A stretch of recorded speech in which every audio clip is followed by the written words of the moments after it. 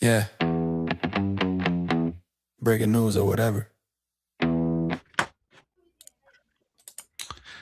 I don't know what's going on with this thing. I really don't. I'm watching it, and it's done the same thing that it's done before. I don't even know if we're showing right now. I'm just waiting for it to pick up. Let me check. Well, Yeah. it's got 10 seconds, so I'm watching loofahs. Yeah. I don't know what's going on. I don't know. We'll see. We'll see. It might start working correctly. Well, that's always hopeful. Oh, well, it looks like we are at least live. Or Okay, there we I go. see our faces. Yeah, I don't have the it's working. volume turned up. Oh, I turned off the volume. I don't know why. Why Rumble? You're really pissing me off. Really And pissing me off. see, if it pisses you off, this is also, again, it's just another justification for me not to try this. Well, and I'm trying to do this the right way by, promoting them, and I'll be damned if I'm going to have my streams completely derailed because they can't figure out their crap.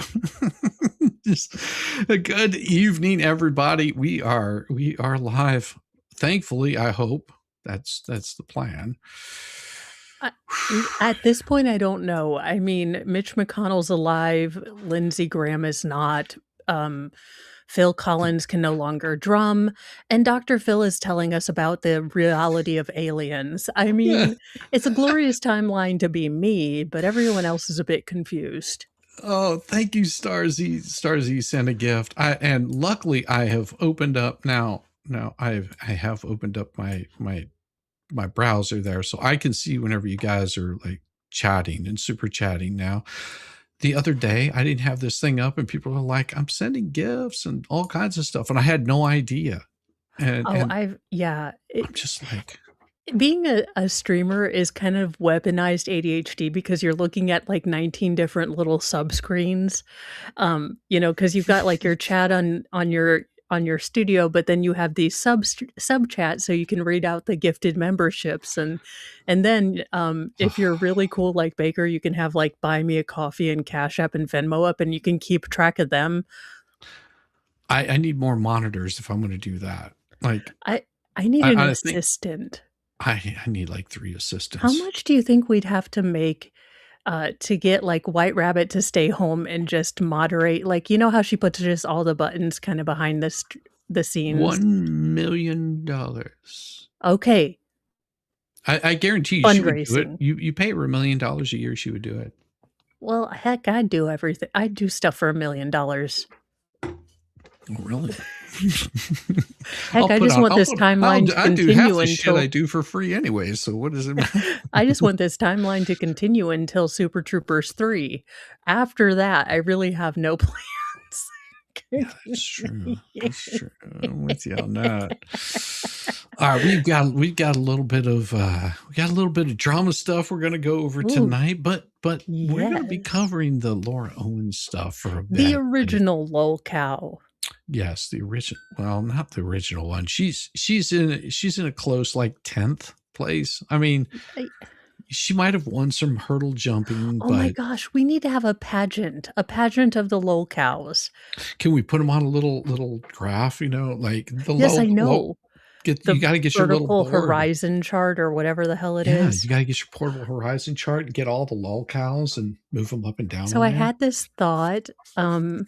I can't wait because Megan made a big deal today, and she watches like a hawk, and Megan made a thing about being a writer. So I can't wait for her to say that she's going to write her memoir.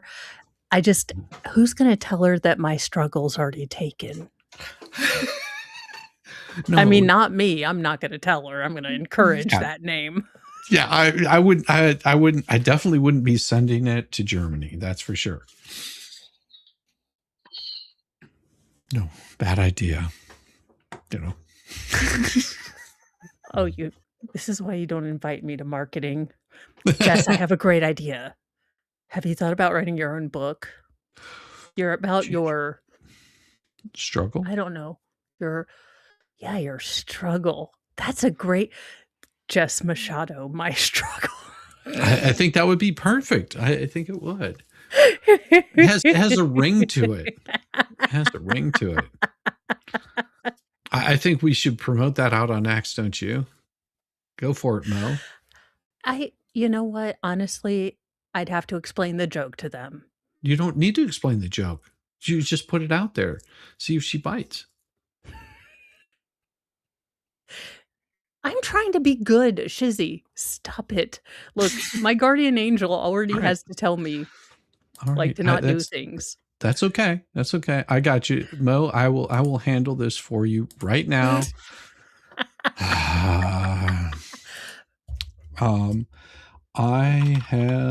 Actually, I will say there is a great idea floating around the oh damn it. I hate this because I cut half of my finger yesterday. I cut it into well, that's what happens whenever you have a dull knife floating around. Well, that's what happens when you whittle towards you and not away. That I learned that the hard way. Jess Machado, I think probably Macchiato. I am probably spelling it wrong too. I don't know. How do you spell her name? I don't know. I basically just call her our favorite whole milk low cow. Macchiato. If she won't say my name, I won't say hers. Just macchiato that certain lol cow. Lol cow just macchiato. I can't even spell tonight. Macchiato should write a book about her struggles. And Mo in the deep end suggests you're all up there. That she name it Jess. Name it Jess. The cats are currently in the ceiling. Jess. My struggle. That is not a euphemism. Are they you said they're curling? They're curling the They're cats? currently in the ceiling. I love that. So how does this sound? There's a great idea floating around the internet that a certain localist Macchiato should write a book about struggles, and Mo in the Deep End suggests that she name it Jess, My Struggle. The struggles of Jess. Oh, no, wait. No, if we're not without my whole milk. Jess, not without my whole milk. My That's struggle. What we're doing. Not my struggle. People won't get the Mein Kampf joke. No, that's the point. That is the point. Yes, Will Worker. I actually do have ceiling cats right now. We are tearing out the state-of-the-art 1971 cabinets to get state-of-the-art now cabinets, which I didn't even know were a thing. But we are saving money by having Mr. Mo do the tear out. Well, the cats have decided we have created a whole new jungle gym for them. And youngest most feral is like reporting live from our kitchen. The cats are in the ceiling. The cats are in the ceiling. I am reporting live from our kitchen. I have a picture right here on my iPad. Do you know how to get them out? You should say, do you know how to get them out? And then just get a little can of treats and rattle them. They'll be out of that ceiling in a heartbeat. This is the boy that sprayed one's back with catnip. I know. Spray his back with catnip. See how he I can't deal with explaining why that's not leapfrog again. I can't. Shizzy, I can't. Not with a straight face, not in this lifetime. I just can't explain how that's not leapfrog. Mo, it'd be so much fun. This is brought to you by Schnitza Ninja. And I can't ever say the name right. It's horrible. Ninja. There we go. In the case 2605144, Elizabeth Naylor and Ronald Owens. Good afternoon. I'll take the appearances in the Naylor and Owens matter. Let's first start with the debtors. Karen. Yes, I am Elizabeth Naylor Owens, appearing pro se, along with my husband, Ronald Stephen Owens, also pro se. Thank And you. I'm Ronald Owens. All right. Thank you. Good afternoon. Still got that Good ringing afternoon. voice. Good afternoon. I'll take other appearances, please. He sounds like a less coherent Dick Oh, Clark. Ms. Gemma, Like, I'm you're here. I'm muted. Dick Clark. Sorry about And that. they're like, Yeah. sir, Good you're afternoon, at the Your express Honor. lane. Jennifer Giamo on behalf of the United States Trustee. Thank you. Good afternoon. All right. Any other appearances? Nope. All right. Let's go ahead and get started. This was the time set for the court to consider on a continued basis the debtor's emergency motion to extend the automatic stay. Since that last... Oh my God. I love this. I love this. This is the best right here. The best right here. The cat's in the ceiling and the silver spoon, little feral boy and the man on the moon, in the moon.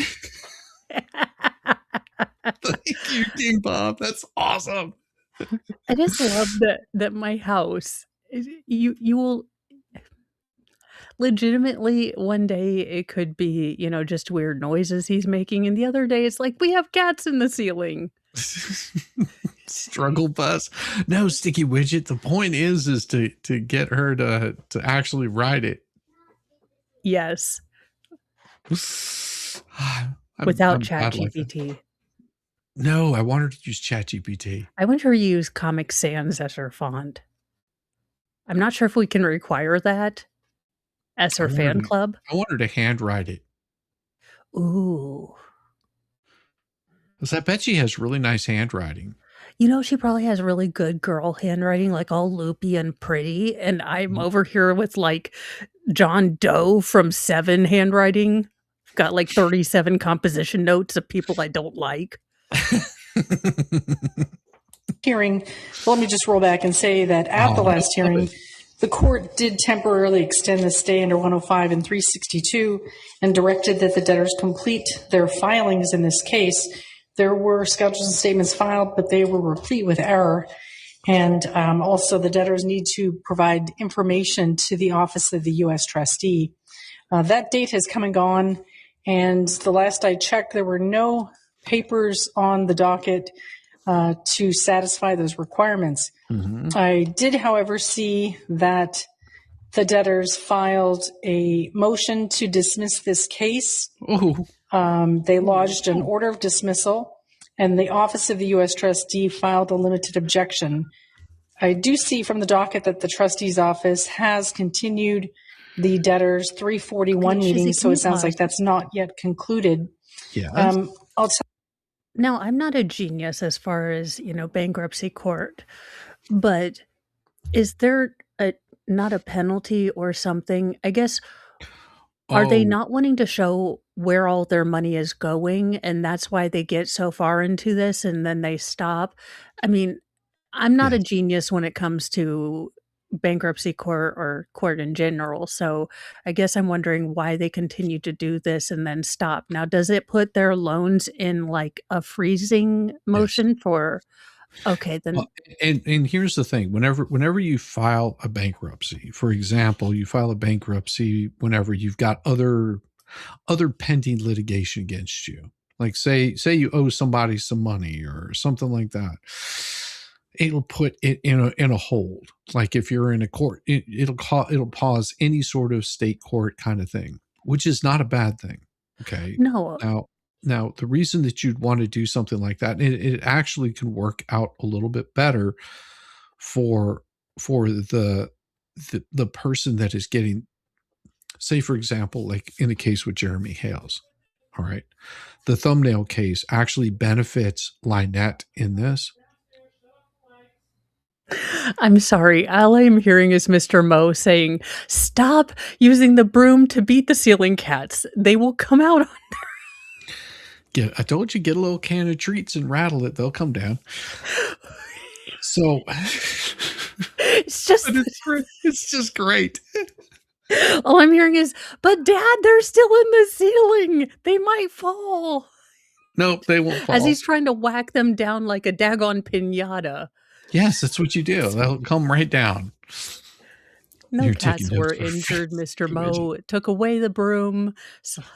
So it in the case of like Jeremy Hales, it benefits Lynette quite a bit because what'll Okay. happen is say for, and I'm just using this example, say that she owes her fines end up being $100,000. Okay. Now, if she's just gone through a bankruptcy, they know that there's no way she has that certain amount of money. All right. She can't all of a sudden become a debtor again. Well, she could become a debtor again, but the chances are that the judge is going to come look at what assets they have and make the fines appropriate to that. That makes sense.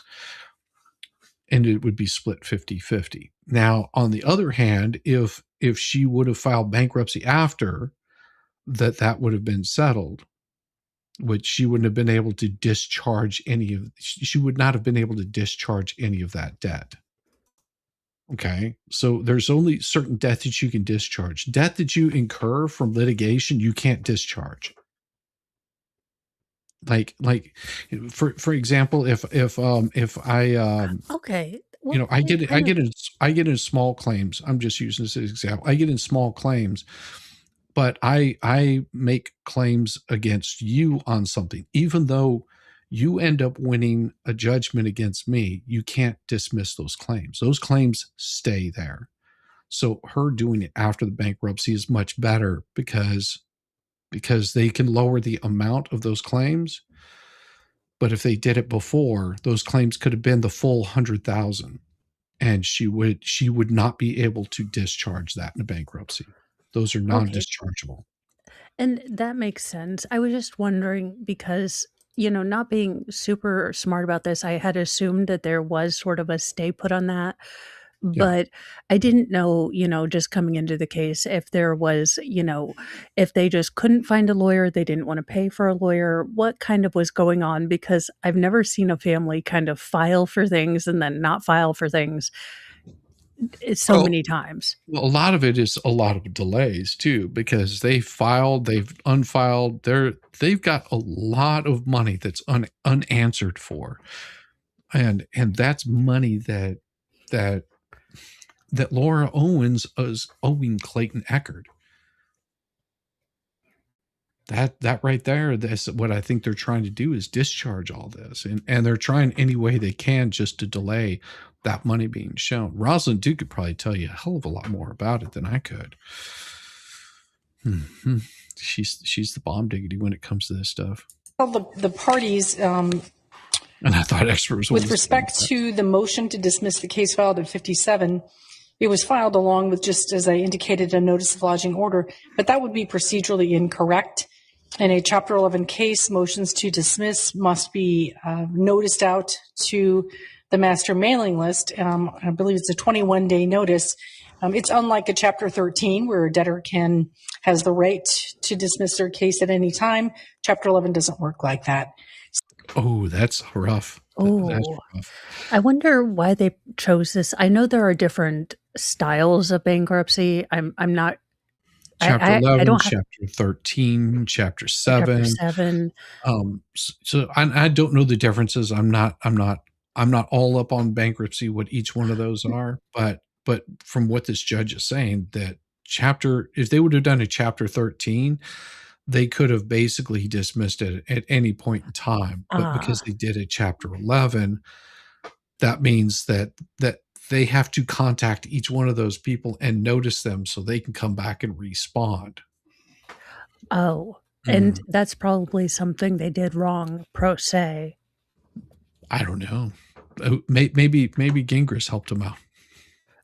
Oh, well, there you go. That's a monkey's paw of help. Hey, how you doing, PCB Amy? Good to see you. So I did want to, at the first instance, Ms. Naylor and Mr. Owens, tell you that the court has taken no action on your motion to dismiss because you have not noticed that out, I don't believe, to the bar, or I'm sorry, to your creditors, nor have you asked for a hearing or undertaken any other procedures that would allow the court to take action on your motion to dismiss. So from the court's perspective, that's where we are procedurally. I understand that the debtors no longer wish to be in this bankruptcy case. The U.S. trustee has asked that any dismissal be with prejudice and has a bar to filing for the next year. Only for the year? That sucks. Now, would that be for particularly Chapter 11 or for any kind of bankruptcy? I think it's for all any sort of Chapter 11. Let's hear what she has to say, because I think she explains it. And has a bar to filing for the next year. Often in these circumstances, the parties come to an agreement. And I guess that is my first question after that long introduction is have the... Okay, she doesn't say whether on a Chapter 11 or not that you can. Well, and maybe the agreement is maybe they go to moderation or who knows. Well, and I think what she's saying is usually in a Chapter 11, parties come to an agreement and they settle it before it ever goes through, and that's what she's asking. Parties come to an agreement. Yes, my understanding is that we have. Okay, Ms. Jamo, do you want to tell me about that? Yes, Your Honor. So I spoke with Ms. Owens, and then I did call the case in the 341 at the time of the 341 meeting, and we have it on.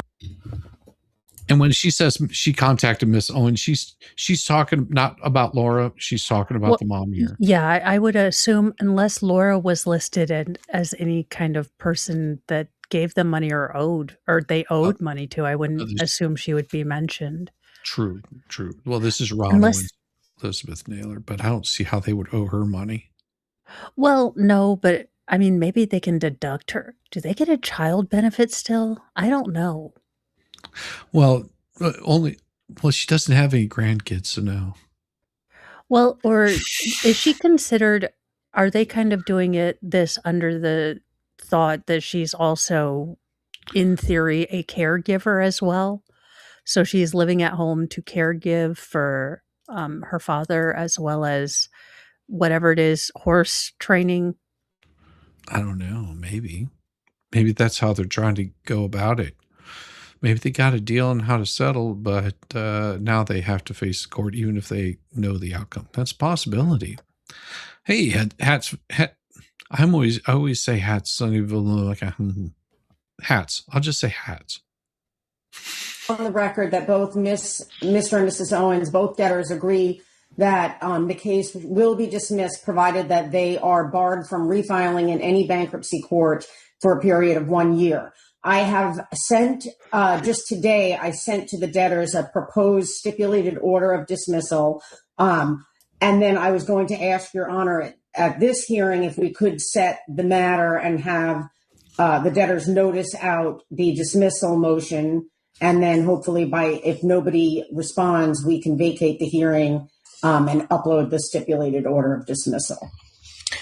All right. From a procedural perspective, that makes sense to court. The question I have, though, is at the last hearing, I heard a lot of information about ponies and GoFundMe accounts and other potentially non-disclosed assets, which leads the court to believe that there could potentially be non-exempt assets that could be recovered should this case be converted to a Chapter 7, and a Chapter 7 trustee had the opportunity to investigate and to potentially recover and liquidate those assets for the benefit of creditors.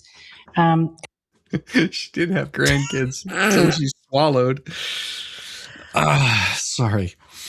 Well, wait, isn't her other daughter, for lack of a better word, she does have, her other daughter seems to be, living a normal life, had kid. See, I don't follow, like, if somebody's like living their life and doing their kid thing. That's kind of, I don't get into their stuff. Okay. But I know that her sister was pregnant. I don't remember if it was with twins or she just had kids or had a kid, but I know that she has a sister that had a kid. That's as far as I'll go with that. Hey, you also works. Hey, you. Hatsune is Hatsun or Hatsune Miku, or you can say Hatsune or Miko. Both of them work, but I like that. They do have 2 grandkids. Sarah has 1 child. Oh, Gotcha, well, gotcha. that's good. I mean, again, I'm glad someone in the family seems to be living a good life because there does seem to be Sure. sort of an air of desperation and something. Well, and I mean, I think that the parents are not really bad. Mom might be a little bit on the on the side, but it seems like they're just older retirees that are, I think, got a little bit of taken advantage of by their daughter, and it does happen, you know. Yeah, there's and it's a series of patterns, and it's what they always say, what snowflakes make a blizzard. It it's every time they didn't correct her behavior. It's every so they're living with the consequences, and that's sad.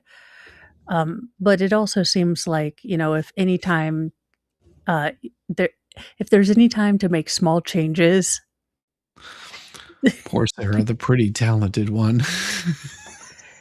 Well, but also poor Sarah. I mean, let's be real. How much of the family's energy and collective, just psychic and emotional energy went into keeping Laura, stable?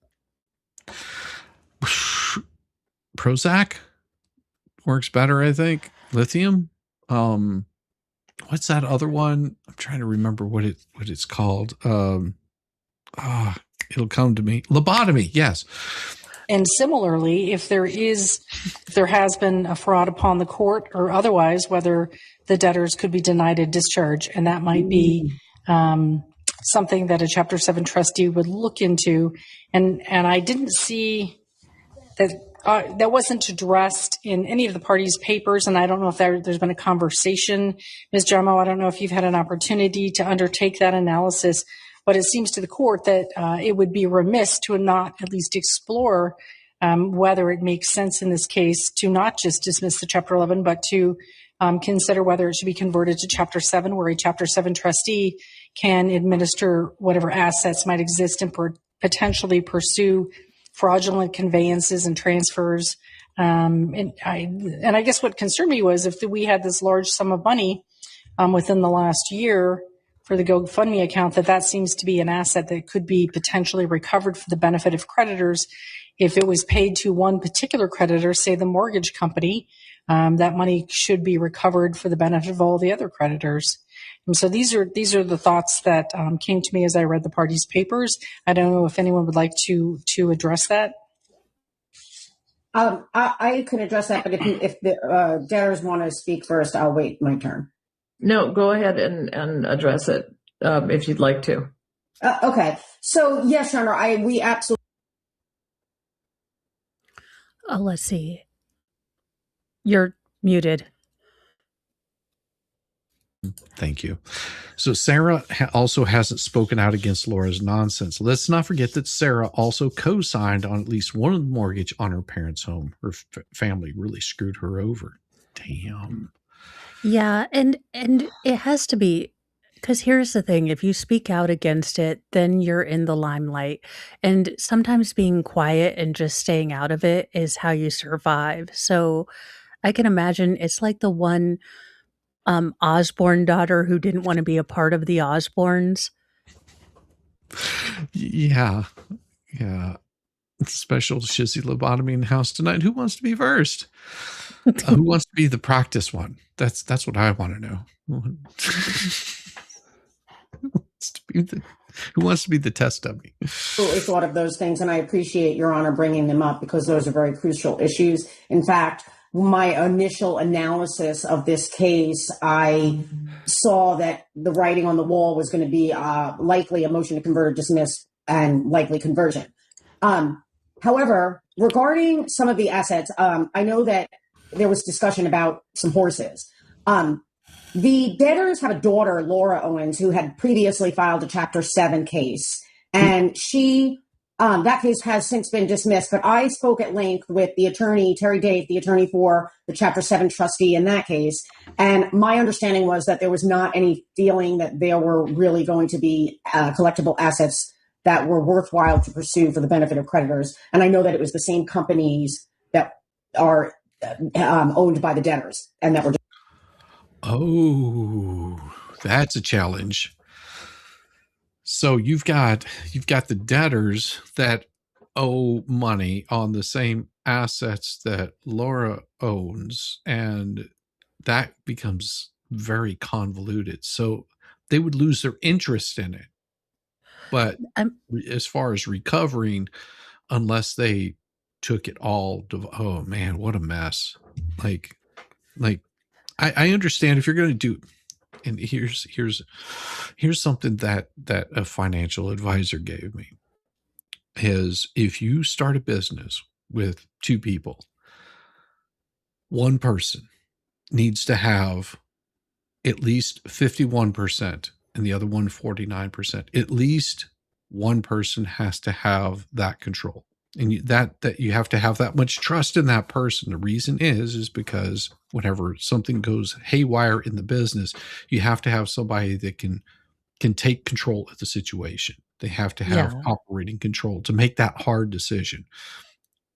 Also, if there is a disagreement, you try to go, well, we're just going to split things 50-50, but you disagree on what that 50-50 is going to be, and I'm just using this example. We're going to split this in half. And you say, they say, for example, we're selling the business. Both business partners go, absolutely. And their business is worth, say, $1 million. And someone comes with an offer of $2 million. And they go, this is awesome. We can sell our business for $2 million. And then one of the guys goes, well, I think that we can get 10 million. Why would we hold out for that? Why don't we hold out for that? And in the meantime, they end up not being able to sell the business. And in the meantime, the business starts losing value because they're not focused on the actual work. Yeah. You need to have that person that goes, hey, our business is worth $1 million, $2 million is perfect. Maybe we push for 3, but we're, if they come back and they're like 2 million is our top amount that we're willing to pay, we still come out ahead. Well, and I'm no financial ologist. Mr. Mo gives me a budget and I creatively skirt around it, but not too much to get in a lot of trouble. Right. Basically. But isn't having the kind of convoluted, these are our assets, but they're also Laura's assets, isn't that purposely convoluted? Yes. Again, it just seems, I know what kind of people there are, but you would think if you are this wealthy, there are perfectly legal convoluted tax loops that rich people use. Well, and I think that's the problem is they were probably trying to use all of them, and that whenever, and they're not like these super wealthy people. Well, At no. one point they may have been fairly wealthy. But what happens is over time, him with Parkinson's, I believe is what he has, declining health. And so you've got, all of a sudden medical bills come in. You're moving and you start moving money around to basically get assets. And this is one of the bad things they did was, I think it was Laura or her mom, her business. They put in this large sum of money for something that they were going to buy. So the money was there and then it was gone. But it shows that you have to pay taxes on that. But because the way they routed the money, it got completely messed up. And that's what the trustee is sitting there trying to figure this stuff out. It's like, where is this money? Where did it go? And it's just like, well, I don't know. We bought a house together or something. And it just like, and you why didn't you put that down as an asset? Well, because then we sold it. Well, where's the money for that? I don't know. Nobody seems to know where the money is. It was so messed up. Yeah, you would think that just the tax guy. I'm I'm guessing they haven't filed their taxes in years. I mean, Oh, if Allegedly they- in Minecraft. I have no idea. I am new to the Laura Owens verse. and as far as this stuff goes, I'm like, I couldn't begin to tell you how convoluted it got, but we might find something out in this.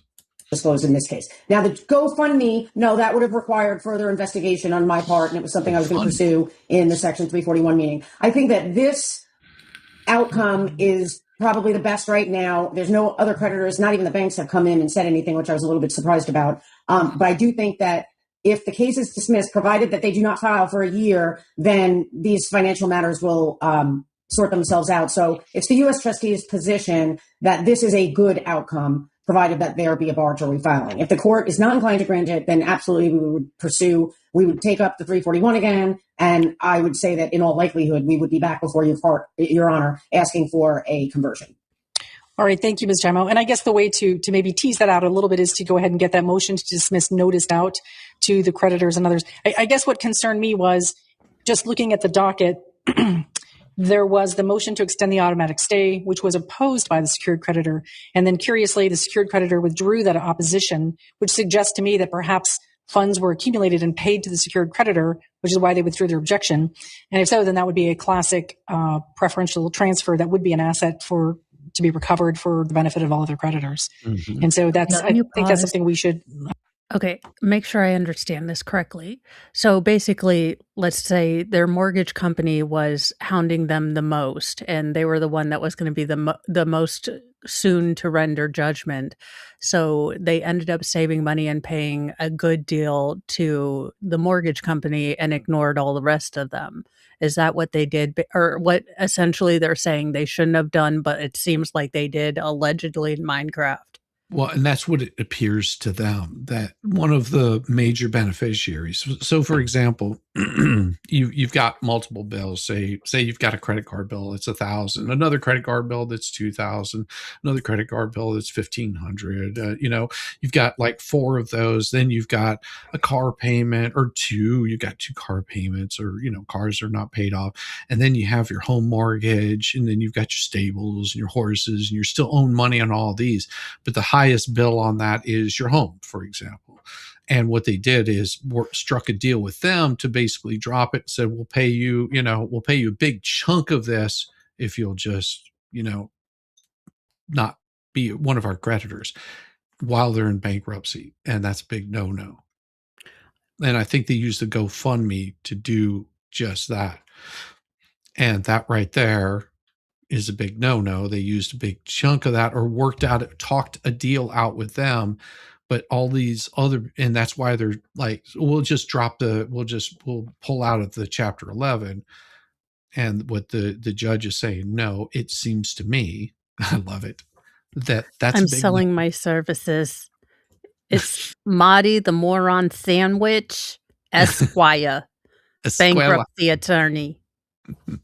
Hell, it's not like you could do worse. You could call him Pastrami.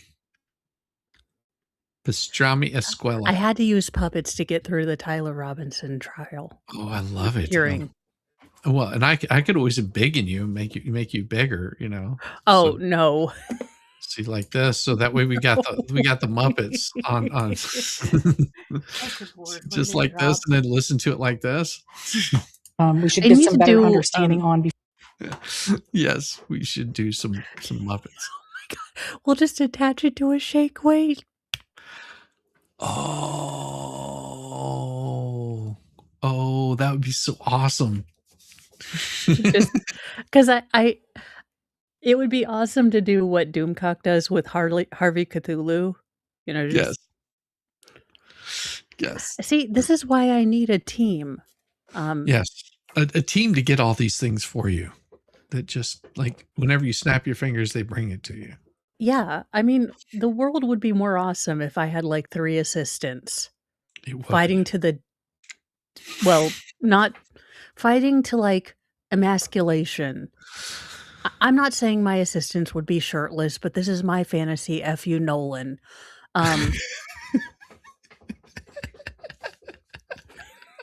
For the next hearing.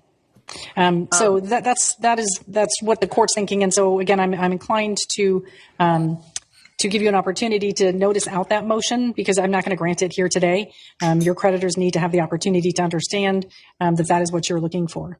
But what do you want to tell me, Ms. Naylor? I was going to tell you that no funds have been transferred. And with regard to the GoFundMe, which I'm sure you were notified by the online smear campaign that has gone against us. So let me just interrupt you to say that the court only reviews what is filed with the court. So I saw that too. If I were the judge, I'd be like, oh my God, I have watched so many streams about you. The smear campaign is real. And then I'd be like, are you high? I know you're pro se, but are you like pro Sonny Bono current status? Yes, I'm making a dead Sonny Bono joke, but I think too soon, honestly.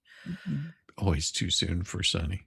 I know you referenced an online smear campaign before. I really have no idea what you're talking about. All I have is what has been filed on the docket and what people tell me in open court. I do not independently go out, and it would be unethical for this judge or any judge to go out and do background research on people and learn about them. So just so you know, that's the way the court will operate. And I'm not suggesting that. I know that the smear campaign people have said online that they have sent information to your office. So I don't know. The smear campaign. I just imagine you guys like the Jets and the Shark, like smear, smear, smear. Or is it like, could you pass me the schmear so I could put it on my pastrami sandwich? Yeah, it's like the Newsies. It's when like Christian Bale sang for some reason. We got the schmears. It's like we got Pap Schmear over here. She's a real pain. I just love that the judge is like, please, I will not be listening to this. And she's like, but the smear campaign, the smear. Like, see, moist doesn't bother me. Smear does. Smear but does? Schmear, not so much. Schmear. Yeah, that not so much. Smear. Ooh.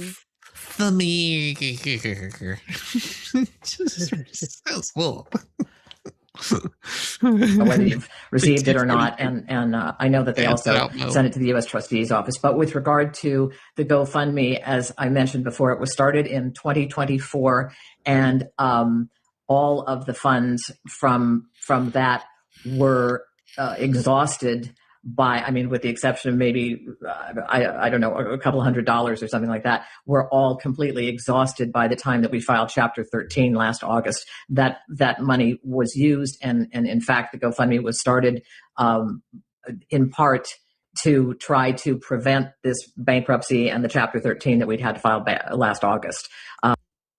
Oh, that's bad. Yeah. Okay, because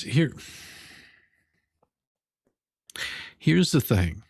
I can understand you trying to do a GoFundMe to the tune of a few $100,000, well, $100,000+ of a GoFundMe, and then it disappears, all but like $100 of it. And did you put that in your bankruptcy as an asset? Because they're going to have to, like, somebody put in their forensic accounting of all of that. Yeah, and how idiotic to point out, your digital footprint. I mean, and again, how idiotic to think that a forensic auditor or a trustee for the U.S. government or all of these debtors isn't going to find this. I mean, how utterly moronic do you have to be? Will someone talk logic to me? I need 50 Shades of Logic. Someone bring it in. Come on. What's the trustee lawyer? Come on. I need you to talk logic into the room. Talk logic. To try to get the funds. And at that point, some of the funds from the GoFundMe were used to pay mortgage at that point, like I say, before we filed the Chapter 13. So it was all virtually exhausted by, I would venture to say, by May of 2025. So that's why we didn't mention it in in the Chapter 13 filing because it didn't exist. It had been used. But it did exist. Okay. Oh my God. Zero is a thing. The ancient Mayans figured it out. Zero is a thing. You have to account for it. Holy giblets. You are making me talk math. Or if you're from, England, maths, for some reason you wanted to double it. Here's what I don't understand. That is an asset. If you bought or sold anything in this amount of time, have you had any GoFundMes or anything like that in this amount of time? Have you done this in this amount of time? All of this is part of your schedules. You have to report all of that stuff to the trustee. How in the name of tiny baby Jesus, for whom I'm asking for strength?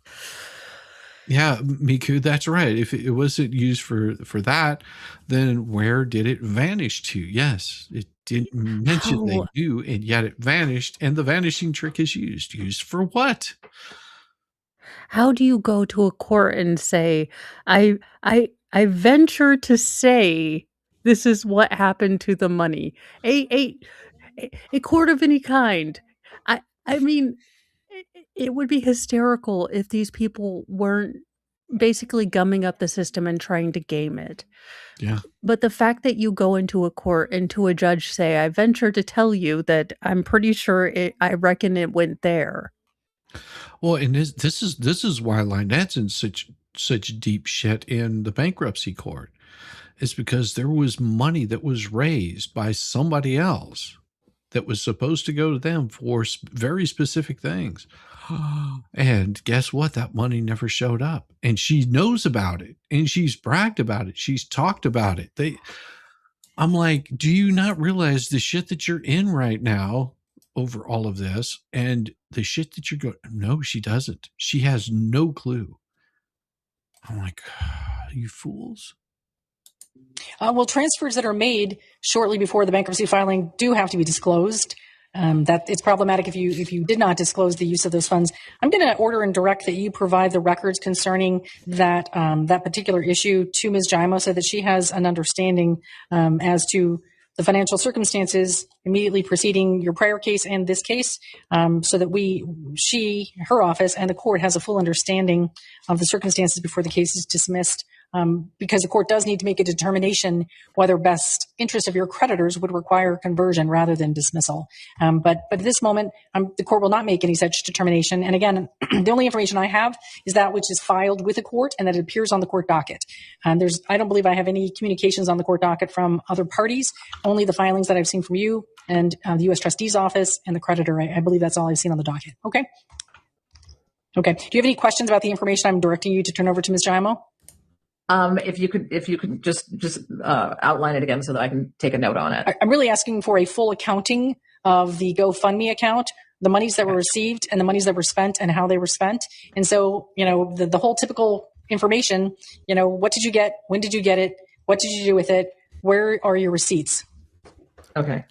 Okay. The who, what, when, where, why, and how. Okay.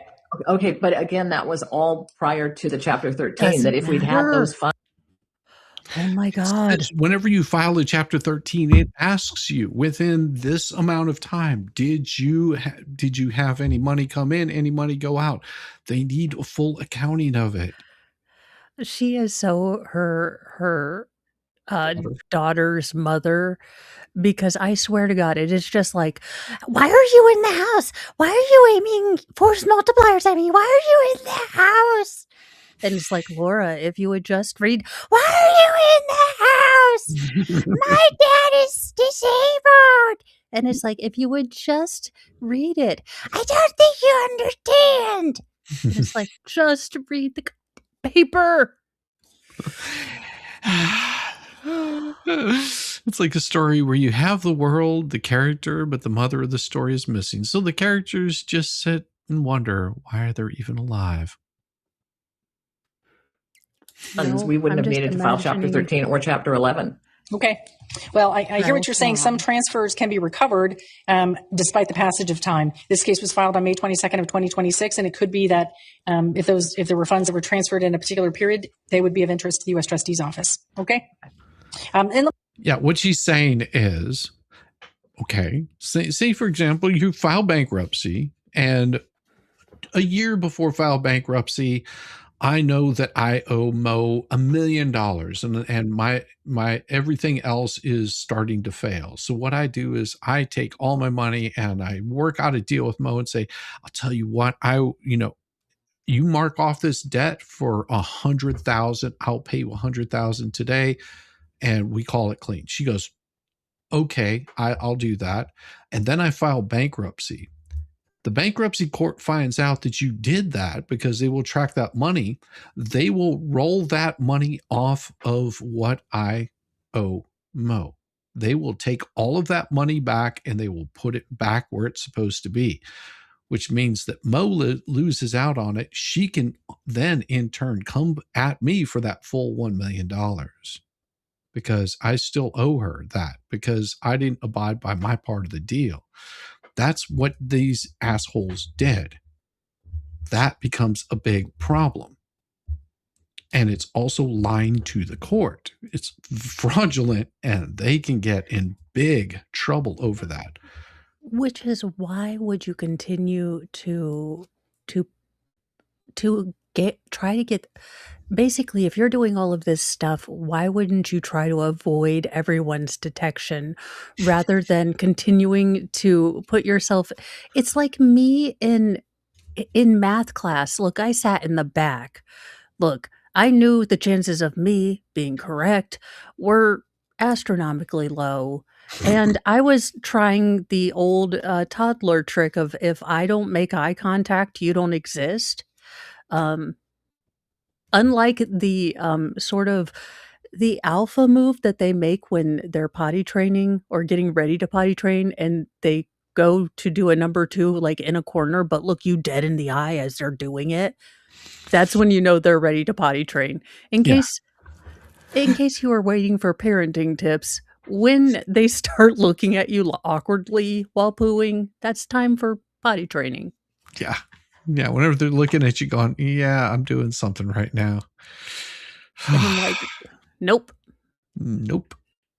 Let me ask Ms. Jaimo whether there are other information. I know that I had directed you to email to Ms. Jaimo the information required for the initial debtor interview as well as the 341, and I don't know if that's occurred. I believe that should happen before this case is dismissed. I think we should have a fulsome understanding of your financial circumstances. So I'm going to order and direct that you provide that information to Ms. Jaimo's office. Everything that you're supposed to be providing, you need to provide. So whatever that office is asked for, I'm ordering and directing you to cooperate and to provide that to her.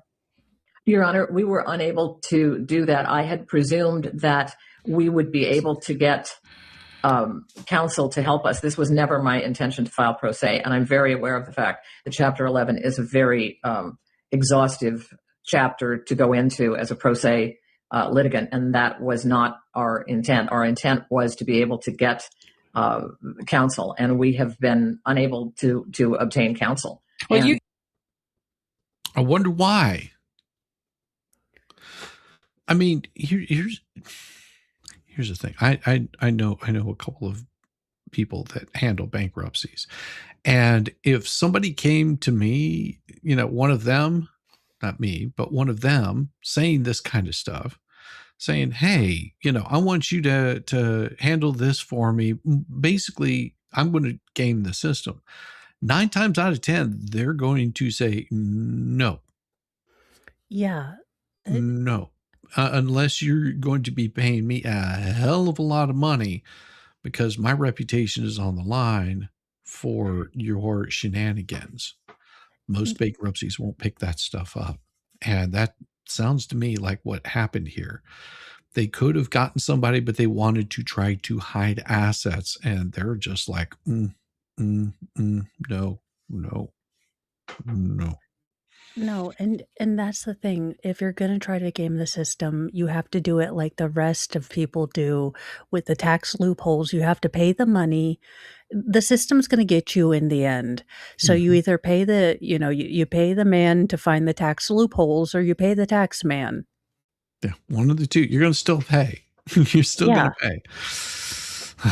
You know your financial circumstances best, and so you should be able to reconstruct that information and gather those records to provide it to Ms. Giamo. Yeah, that she should be Your Honor, I'm ultimate unable to. authority of her accounts. I don't Yes. understand it other than we just don't want to because we're ultra sus. Well, and I understand, that if it was complicated, you would want to, like there's a lot going on here that you'd want to have an attorney to handle all that, but the attorney has to have everything. Yeah, Like, the this and is their where I think attorney. Saran Wrap screwed up, because I believe, and I may be wrong in this, but I believe Bruce is the one that got Saran Wrap. He was the one that introduced him. There lies the big problem, because Bruce doesn't know where all the money is or anything. He's made wild guesses from my point of view of where things were at and things that were going on. As if he knew about it, he never would have gotten an attorney involved. He would have said, "You filed this thing pro se, and you're on your own with it." But the fact that they didn't, the fact that they hired an attorney that is sitting there trying to sort through all the crap, and if they're not giving him all the information, he can only provide the information that he's given. Like, if they're hiding money, there's nothing he can do about that. He has to take the word of his client and advocate for them. Well, it's also irritating because how many people have, the economy's kind of gone crazy. How many people really do need bankruptcy, have saved up, are doing it the right way, want to pay back who they can pay back, and are waiting for a day in court. And you've got jackbutts like this who are, clogging the systems, know willfully what they need to do, and they're just gaming things. And it's beyond irritating. Yeah, because I mean, a perfect example of someone have to go into bankruptcy would be, if my wife got severely ill to where it was debilitating, she couldn't care for herself, and I had to care for her, and it ended up being long and drawn out, and she's having to go into the hospital for a long period of time, and I'm going through like all of our savings, to the point where I'm like having to mortgage the house. And, it's just like, what do you do? I mean, that's what bankruptcy is there for. Like, you physically just can't come up with the money. You've sold off everything, and it's still eating you up. That's what that bankruptcy is there to help, like, tone that shit down so you don't lose everything. So you can, but you're also not screwing everybody out of the money that they were owed, but you can get that knocked down drastically. That's what it's there for, to, not to destroy you, but Yeah, but to hold you accountable for some of the things, but not make it, a life sentence, to give you a way back. Without yeah, adequate counsel. If I had been able to do that on my own, I would have. T42. We would have continued this on our own. Right, but you filed this case. You filed a Chapter 11 bankruptcy case. You have not yet paid the full filing fee. And once you're under the jurisdiction of this court, you have to abide by the United States Bankruptcy Code and its rules and requirements. And I'll tell you, one of the most important things about the Bankruptcy Code is it requires absolute transparency. And that's the concern of the court, is that the schedules and statements here, compared to the prior schedule statements, seem to indicate a lack of transparency. And so as a participant in the system, you have certain obligations, and I'm directing you to fulfill those obligations. And when we return for the next hearing, Ms. Giamo can give me an update and let me know what she's been able to learn. And it could be that a dismissal is still the recommendation, and it will be the course of action. But it's not appropriate to file bankruptcy and park in bankruptcy and obtain the protections of bankruptcy and yet not fulfill the obligations. And so again, that is your obligation. You filed this case. You undertook these duties and responsibilities, and now I'm directing you to cooperate. All right, Ms. Giamo, anything you need to add? I just want for clarification, Your Honor. So the noticing of the hearing on the motion to dismiss, which we'll discuss what happens in the interim, is that something that the court is going to notice out, or are the debtors required to do that? The debtor should be noticing it as a Chapter 11 case. Let me ask the court deputy if there's any provision for the Chapter 11. Generally, in Chapter 11, those debtors undertake the noticing. Do they do that at all? Or do they do that? They do, Judge, but we can if we need to. Okay. Yeah. And did you hear what they said? I don't know if you could hear what she said. She said they are supposed to, but we can if they need us to. So basically, we can do this to expedite it. I mean, it might cost them a little bit to get those notices, like the postage, that kind of stuff, and to get them to all of the creditors where they need to go. Yeah. But it is the responsibility of the debtor to notice this out because they're pro se. Normally, it would be the attorney because they are pro se. They're willing to work with these people to make sure that everything's done right. Because if not, it just remains in limbo. So that's what she's saying is like, no, we can in certain cases. We may be able to work this out. It's also the willful, the weaponized incompetence. I have no doubt, and I don't want to stoke her ego, I have no doubt Miss Elizabeth Naylor Owens is competent enough to understand and comprehend everything that the judge and the attorney is saying. But she's like, but the money is like all gonesies. Yeah, they're just like, yeah, that's not how it works.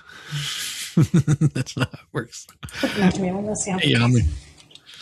Yumma. We're going to take a look at the master mailing list. Just a moment. Doesn't give me a number, but I would, if I had to be about 20. Okay, that's fine. The court will go ahead and notice out the hearing on the motion to dismiss. Okay, so the court will take care of that. We've got access to the master mailing list of creditors, and so the court will go ahead and notice out that hearing. Ms. Jaimo, I saw that you had continued the 341 to July 16th. I don't think that gives us enough time because this is, if I recall correctly, a 21-day required notice. I love you do that. See, I do piano, but I've never played piano. Well, so mine is guitar, and well, I know that's why I was like, you're playing Masters of Puppets, and I'm over here just playing my invisible keyboard. We would have the greatest shadow rock band ever. Did you hear the music right now? Feeling good. Oh my God. It would be amazing if we went on and we went to like the most, okay, Jolene would be, but the most liberal like place. And we, say we're interpretive artists, fighting against the patriarchy and like audio pollution. We are the affected mutes. A couple of chicks in Los Angeles, they were so awesome. I used to hang out with them all the time, but they were telling me they wanted to start a band called the Bag Ladies. I was like, but I'm not a chick. It was like, these two chicks, and she was like, well, I can play the drums, and the other girl's like, I can play guitar. I was like, well, I can play bass. And so it was just like, so we'll just dress you up like some old woman or something. I was just like, that'd be hilarious. I like it. That actually would, because I had a mohawk. So like I could just like, comb the mohawk down and then just pull like the thing down low and play. And so that's what we were going to do, is call ourselves the Bag Ladies and just play really shitty acoustic, like play like at like coffee shops and stuff like that, and just be really loud and obnoxious. And wear like nasty, dirty clothes, just come rolling in there like with shopping carts, our amps and shopping carts. Call ourselves the Bag Ladies. This is why God didn't give us money, because this is why he doesn't give me a team of assistants. Dang it. We would do that. Yeah. Because I would do that. Yeah. She would.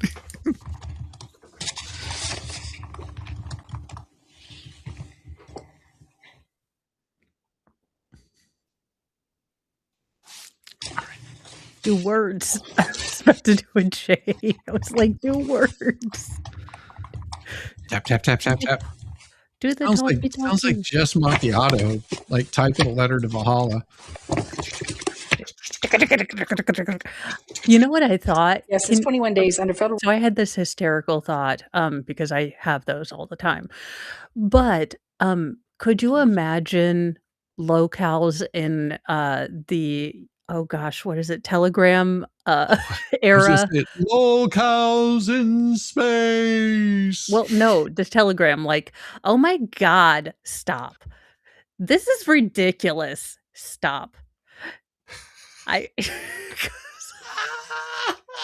just imagining the Enigma machine and, U41 and just like, and it's like, it's a Haitian. And they're like, what the fuck? Like, what? And they're like, don't cut me off. Don't cut me off. And then all of a sudden they're like, caw. And they're like, what? I don't know why that blocked D42's name. That's weird. I shouldn't have done that. I don't know. Crazy. Rule of Bankruptcy Procedure 2002. That's a 21-day notice. So let me turn to Ms. Hall and ask for a hearing date and time, please. Enough for the court to utilize the BNC. Yes, Judge, that will be Thursday, August 6th at 2:30 Valley p.m. Girl. So that's Thursday, August 6th at 2:30 p.m. Any questions or concerns from you, Ms. Naylor or Mr. Owens? Well, I'm a little bit stupid, confused. So I have to send out the notice of dismissal, or what? So the court will do that for you.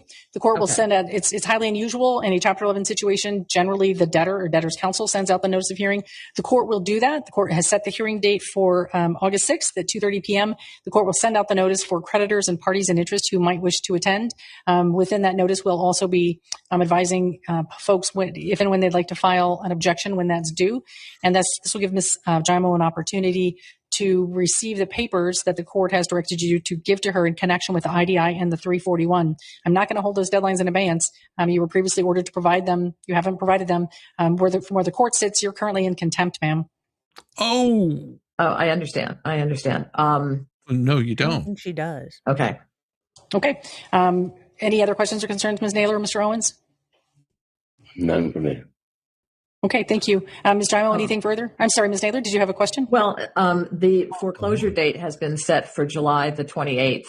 And I have filed some objections with the mortgage lender to see what can, and I would like to hire an attorney to handle the foreclosure. So I'm just wondering about how those dates coincide.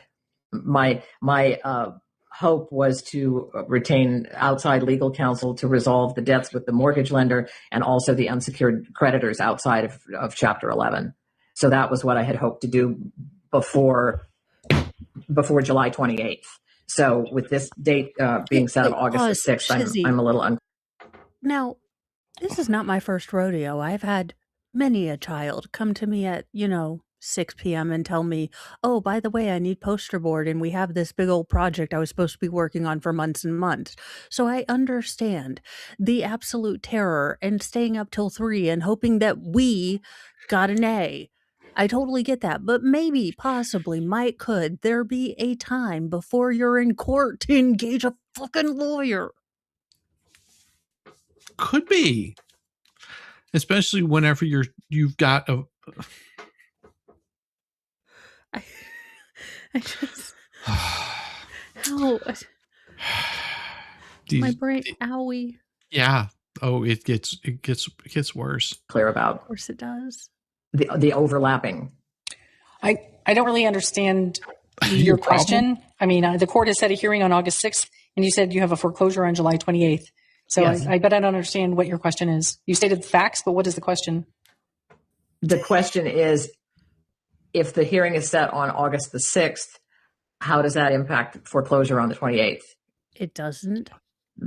Because there's no, we had asked if the stay could be continued. Oh. I see what you're asking is if the court Oh, that's what she's looking for. She wants the stay continued so that way they can't foreclose on the property. Uh-huh. And That's again, why don't you just say that? Be a grown woman. You have no problems, I'm sure, being snotty and making demands with anyone you find or deem beneath your station. But put your big girl panties on and ask the judge for what you wanted. I mean, it sounds stupid and it's not going to happen, but just be a big girl and ask with words. Don't make a statement and then make the judge basically spell it out. Yeah, don't make the judge guess. She wants you to tell her exactly what you're looking for. We've got a foreclosure coming on, and if we have this, we can keep a stay on that until after August 8th. That's what she's asking the judge to do. Can we get a temporary stay so the foreclosure doesn't happen? And it's up to the judge whether she decides to or not. We'll hear what she says. Would be inclined to extend the stay that's temporarily in place. Correct. Is that what you're asking? Okay. Correct. Just Mr. to allow us to sort through all of this. Mr. Imo, do you have an opinion? Yes, Your Honor. The U.S. trustee objects to the extension of the stay. I mean, this is precisely one of the reasons that the U.S. trustee considered the case to be filed in bad faith and an abuse of the system. I believe that the debtors have not paid their mortgage to the tune of $191,000 of arrearages. And while they're seeking the benefit of the stay, they haven't complied with the obligations of the bankruptcy court to justify getting the benefit of the stay. Oh, yeah. All right. Do you wish to respond, Ms. Naylor or Mr. Owens? Yeah, we have filed letters with the mortgage holder. We believe that there are very, very serious issues that the mortgage holder needs to address with regard to this. And we've filed lengthy letters with them and are waiting to hear back. We've been told that we will get a response. So we're kind of waiting to hear back as to what will happen there. Now, again, I am blonde underneath this. My artificial intelligence is on the fritz. Can you please explain to me how the mortgage company is in the wrong for them not paying? Because I am, like I said, I'm not the smartest Cheeto in the bag, but well, then this is what the trustee is explaining. It's just, it looks like they did this to basically pause that mortgage foreclosure, because that's going to happen to the tune of $190,000 that they have not paid to the mortgage company. And that becomes really important because this is the same thing that's happened with the Federigos, to the tune of 2 houses of not paying the mortgage on ever. Like, those payments were due. Those payments have not been paid. And it balloons whenever you don't do that. They set it up with one of those balloon payments. And what's happened is now they've got 2 separate mortgage companies for 2 separate houses that want their property back. And they've done everything they can, from creating lawsuits to go after them. They say there's unfair lending, and I mean, just the amount of the amount of crazy shit that's been said. And that stuff's going to come due. That's going to come due. All this stuff that they're doing, all the shady crap, comes due. I mean, yeah, and if you think banks, especially in a high value area like where they live in Arizona, if you think that they are going to stop with this foreclosure when they can turn a profit fairly easily, hell no. And they've known about this. I don't know how big their mortgage payment is, but $191,000, you've known about this for a while. This isn't like oh, you know what, we had a really sucky month, the medical insurance, premium donut, or whatever kicked in. Damn it. Exactly. This is a willful, we're just going to say F it to the mortgage company. Yeah, for sure. No mortgage company has done anything wrong other than wanting the mortgage payments brought into good standing. If the Owens nailor gruesome twosome can't pay the money owed, too bad. Exactly.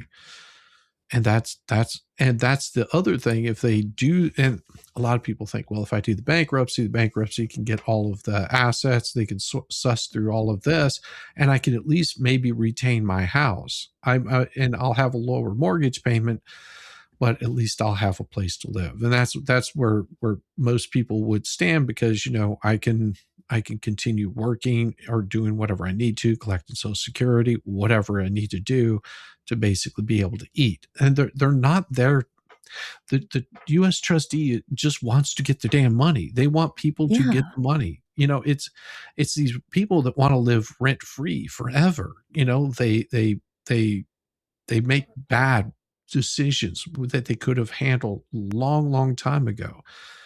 And these people are, like you said, gaming the system. They're paying $14,000 a month for their mortgage, and Ron gets $2,100 a month from his pension.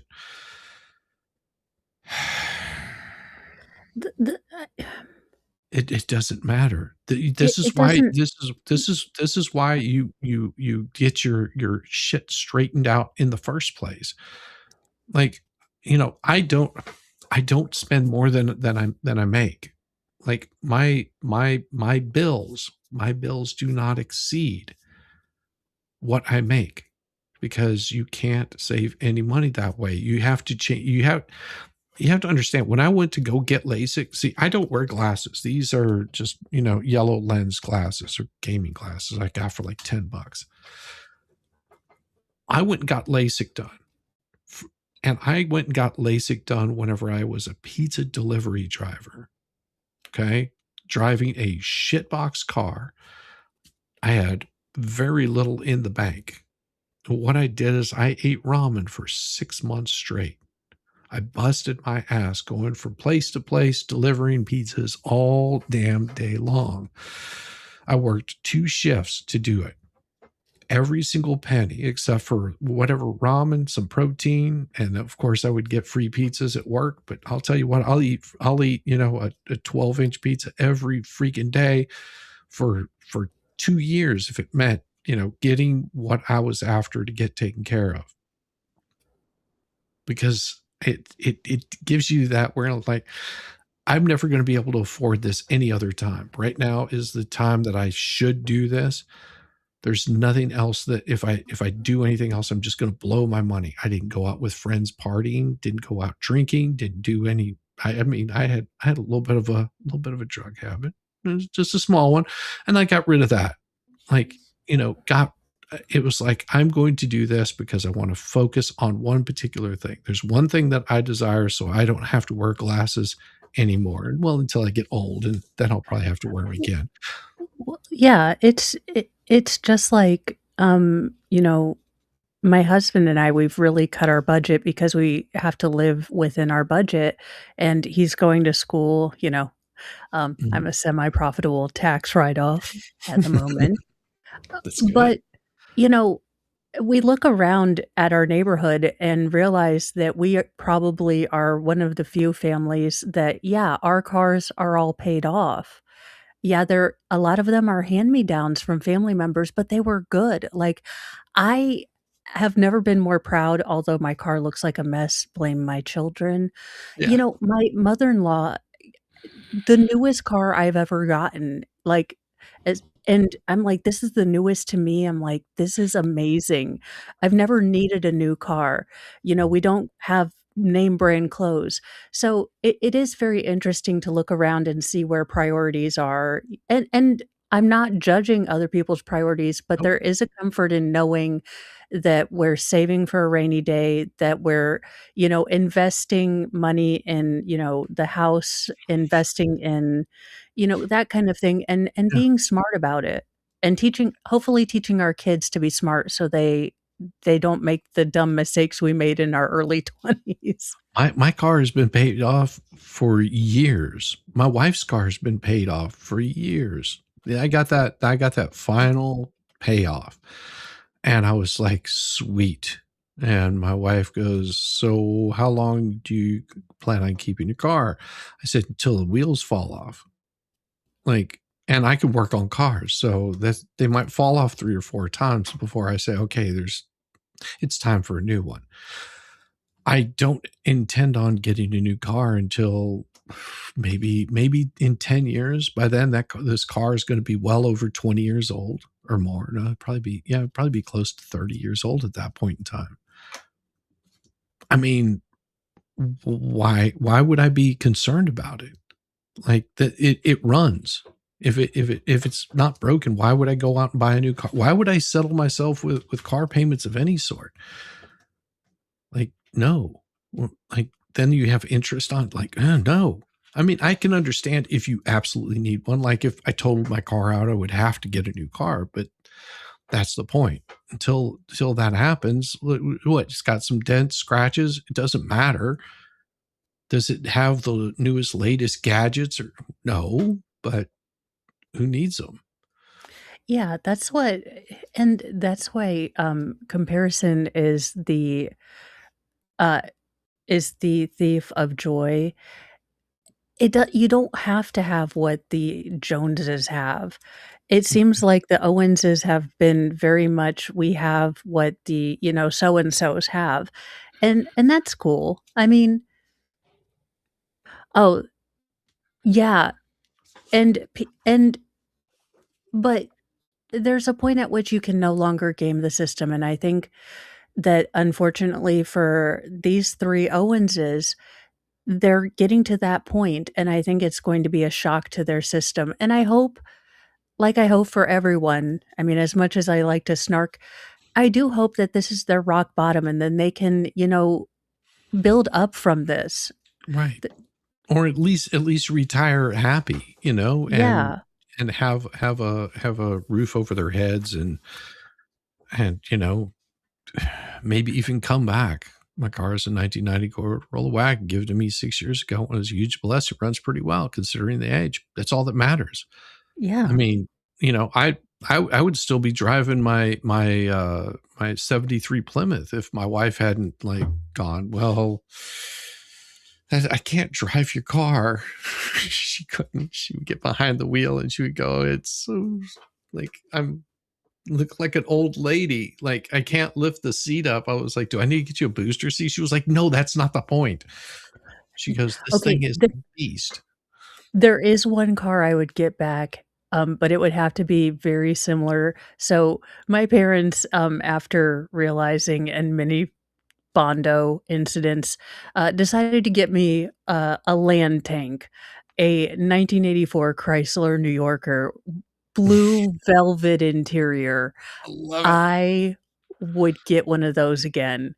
Now, so I have this car, which you would naturally assume I would have a certain type of music.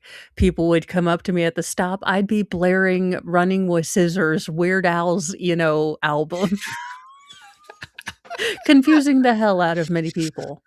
Oh, yes. Why not? Okay. Well, there's 2 things in play here. Number one, if you have issues with a mortgage holder and you are making claims or assertions to them or about them, that's completely separate and distinct. That's not occurring in this court. Yep. So there's really nothing that this court can do to help you with those transactions with your mortgage lender. And I think you're communicating directly with them, so I believe you understand that. I'm not sure we are communicating directly with them. I mean, it's been very, very difficult to get to the people that we really need to get to. That's been one of the issues. There seem to be a lot of folks at play here. We get told one thing by people that we have spoken to on the phone with the mortgage servicer, and we get the very next day we get a letter in the mail saying you have options. We can modify things. So, well, then you need to stick with talking to just one. I don't know what you're talking about with your letter. This is where documentation, again, if you are going pro se, you have to be your own documentarian. You have to write down every person you talk to. Can I have your employee number if you have one? What's your extension? Yes, it's tedious. Yes, it's pedantic, but you have to do this so you can tell the judge, I spoke to this particular person on this day. They said X, Y, and Z. I Then spoke to I've spoke John to, Smith. They said this, and then I get a letter from Jane Smith that says this, yeah, and you provide both of those to the court and say, listen, they're this is the same people, and this person's telling me this person's telling me this, and of course the judge is going to say, well, that's not my problem. You need to figure that out yourself. And you work your way through the system. You have this is the things that you pay an attorney to handle. yes, and these are the kind of things that you need to document. No court, no judge outside of maybe Judge Judy, and not even then, is going to take, well, like I said, that we talked to a bunch of people and it's confusing for us. So, can you give us a mulligan? Well, it's like I told somebody, think about this. If you work for billable hours, and just using this as an example, you work and you bill out $150 an hour. Okay. Just that's your standard going rate. And somebody says, hey, I've got this job that's 6 hours away. All right. And, the whole time in that 6 hours, you could be, billing out that stuff. But this is a really good job opportunity because it's going to pay you $400 an hour just to do it. But you're going to have to drive 6 hours to get there. What would you do? Well, you would think to yourself, well, it would just be smart to just drive there because I would save so much money. But what if you could get on a plane and in 45 minutes be there in that 6 hour drive? So maybe it's 15 minutes, 20 minutes to the airport, 20 minutes from the airport. So you've used up an hour, maybe an hour and a half. And the rest of those 6 hours, you could bill out that $150 an hour. That's going to more than pay for your plane ticket. Yeah, and it's again, Bad budgeting. it's the absolute illogic. Again, humanity, you are the weirdest creatures ever. You're doing all this shady stuff. You need to avoid the eye of Sauron, the IRS and your creditors. So what do? You continually poke them in the eyeball with filing for bankruptcy. What do you think about this now, Sauron? Fuck you. It's been very much up in the air. We got a bill that says that the monthly mortgage is due, and then we got another thing in the mail saying that all of the arrears need to be dealt with. So we really have been trying very, very hard for a long time to get this resolved and to get something in place so that we can move our lives forward. And as I say, we have uncovered things that we feel are violations that really I think I can translate this. Go ahead. Judge, what we would like to do is not pay any of the arrears. We would like to, in fact, have the mortgage company forget those. We would like all the rest of our debtors to forget all of their arrears. We would like to move forward free and clear. If you could just get us to get the, you to sign this, mulligan slip, because that's all this is turning. Because the mortgage company did send you options. Pay your arrears or we're foreclosing. Those are the two options you were given. Yes. Not the third, if I ignore you, nothing's going to happen. If I ignore you long enough, I can delay this. And here's the thing is, it would be really nice. And you think about this, that if you go, you know what, here I am, I can still make money. All right. I'm still of working age. I can go out there. It's going to suck, but I can still make money. I'll tell you what, let me have an apartment. Okay. I've got a job. Let me have an apartment. Maybe a bed would be nice and some clothes, maybe a little bit of money for clothes. And you take everything, give it to everyone, sort it all the fuck out. As long as I can get back and forth to work, Give me a week. I'll have a used car that I'll buy and maybe needs a little bit of work, but take everything. Just take it all, sort it all out, and if there's anything left over, let me at least retain that. That's It how bankruptcy is supposed to work.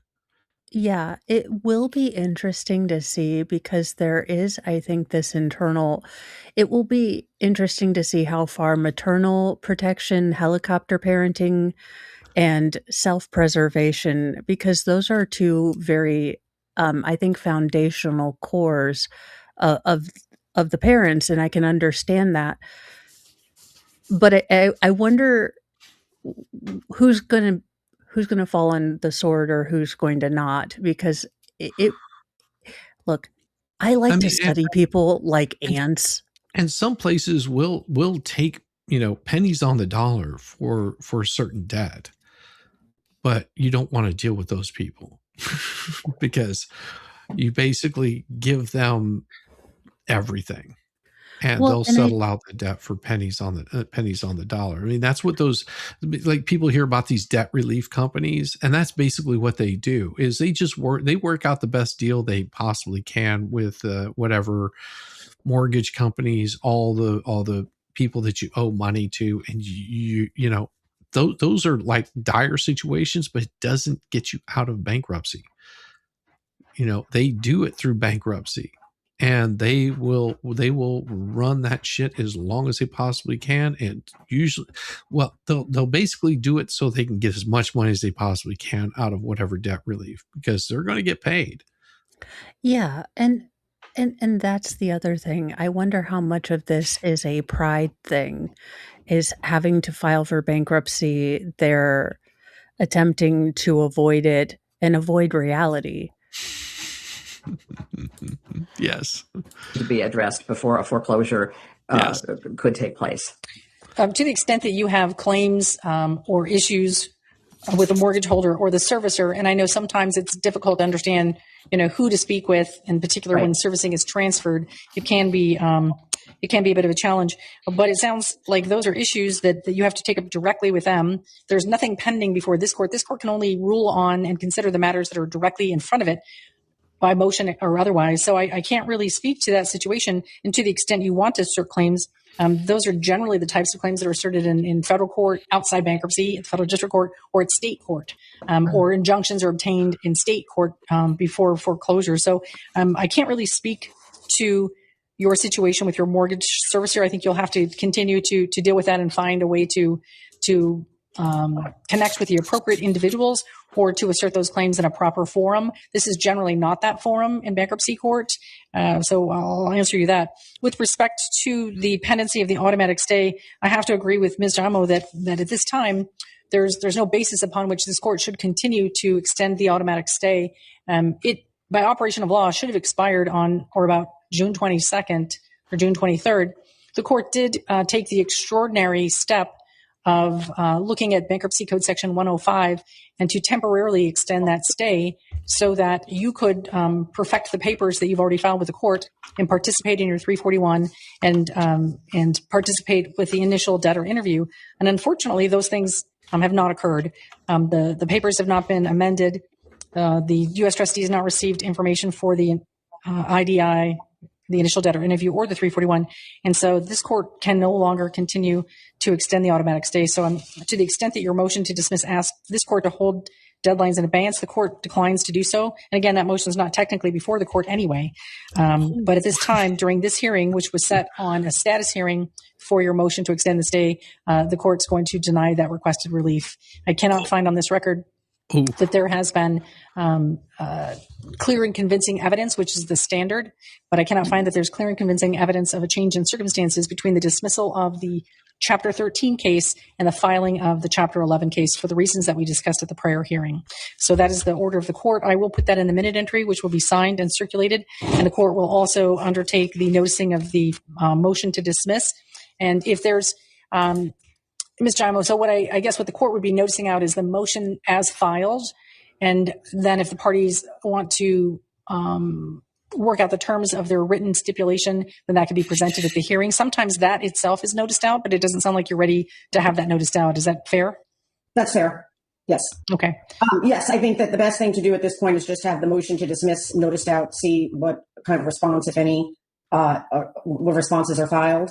And then also in the meantime, I can better evaluate what our position should be in light of the documents I'll be receiving and the testimony we'll be getting at the 341. Okay. All right. Fair enough. Well, I think that concludes all business on the court's docket here today. We've set a hearing on the motion to dismiss on Thursday, August 6th at 2:30 p.m., which the court will notice out. And that notice will be given to all creditors listed on the debtor's master mailing list. And we'll take that issue up then. With that, I'll ask one more time if there's any questions or concerns. Ms. Jaimo? Yes, just one thing, Your Honor. I just want to clarify for the record the deadline by which the debtors need to provide our office with the number one, the accounting of all the GoFundMe funds, and two, all of the documents that they already are on notice of being required to produce as part of the initial debtor interview. May I suggest that the deadline be set no later than Friday, July 10th, because that gives me sufficient opportunity to review the documents before the 341 meeting. So that is, I was just going to look at a calendar. That is a week from this Friday, which seems like it should be a sufficient amount of time. So, Ms. Naylor, I'm inclined to embrace Ms. Jaimo's suggestion of Friday, July 10th to provide the documentation. Okay. Okay. All right. So it's hereby ordered that no later than Friday, July 10, the required documentation for the 341, the initial debtor interview, and the GoFundMe accounting shall be provided to Ms. Jaimo's office. We previously discussed that I would like those documents emailed in electronic form to her office, and that will be the order this time. Anything further from the parties? No. All right. Nothing from the U.S. trustee. Thank you, Your Honor. All right. Thank you. We're adjourned. Good luck. Ninja. And it gets better. Let me guess. The 10th, I can tell by the calendar on the bottom of my computer, has come and gone. And Oh no, it's better. It's better. Oh, Lord giblets. In case 2605144, Elizabeth Naylor and Ronald Owens. July I'll 7th. take the appearances in the Naylor and Owens matter.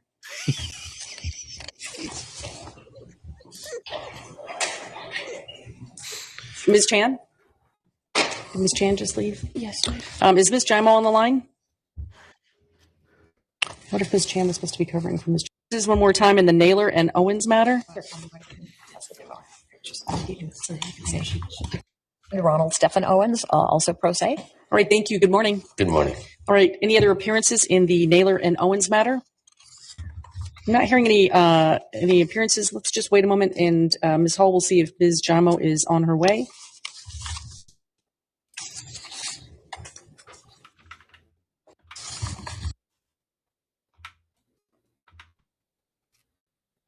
Judge, to Miss Jaimo, do you want me to call her? To continue this matter to the next hearing had it been on my radar at our last hearing that because you will be back here, I think, next week. Ms. Hall, when's our next hearing? August 6th. Oh, it's in a while, so August 6th. So maybe not. Probably needed to go forward today. So you probably listened to the last hearing, which was a similar type hearing where the court covers what has happened in a case, what brought the case into bankruptcy, what are the reasons why we're here, and then figure out a plan for moving the matter forward. You've been before this court, so I'm aware of the status with respect to the stay, with respect to the pending motion to dismiss this case. That motion is coming on for hearing on August 6th. As we discussed at the last hearing, the court is taking care of the noticing out to your creditors on the master mailing list. And so, but there are some things that we can talk about today with respect to the pendency of your case. So first, let me ask you whether there have been any developments or changes of which you would like to make the court aware. No, not that I can think of. Okay. No, so we were just before you last week, so nothing has really changed since then. Okay. So the court had provided a deadline at the next hearing of, I believe it was The 10th. 10th. this Friday, the 10th, correct, to provide certain documentation and information to Ms. Jaimo and the United States Trustee's Office. How are you coming with that deadline?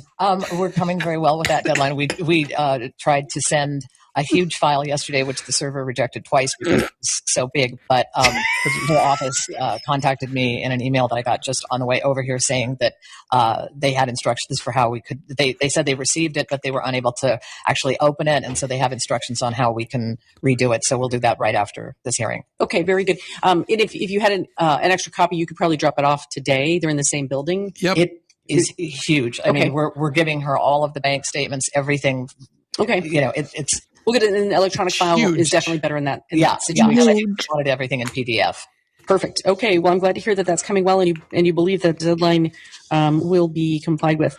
There are in a Chapter 11 case, I know you're looking to dismiss this case, but there are certain requirements with respect to fees that are paid to the U.S. Trustee's Office and reports that have to be filed. Have you discussed those with Ms. Giaimo? I haven't. We paid the first installment. I think that's your filing fee. There's also so that's a fee that's due to the court, right? And then there are other fees based upon the payments you make during your case, and then a percentage of that, or it's not really a percentage, but an amount allocated to that is then payable to the United States Trustee's Office. And has Ms. Giaimo discussed with you? I haven't had that conversation. No. Okay. Well, that's something that needs to be done as well. These are paid on a quarterly basis as well as monthly reports. So you have to file monthly reports with the court. Your case was filed. I don't know if your report is quite yet due, but you probably have a report due on July 22nd is what I'm guessing. Here, just a moment. The case was filed May 22nd, so she could be drunk. That would be like 60 days. Okay.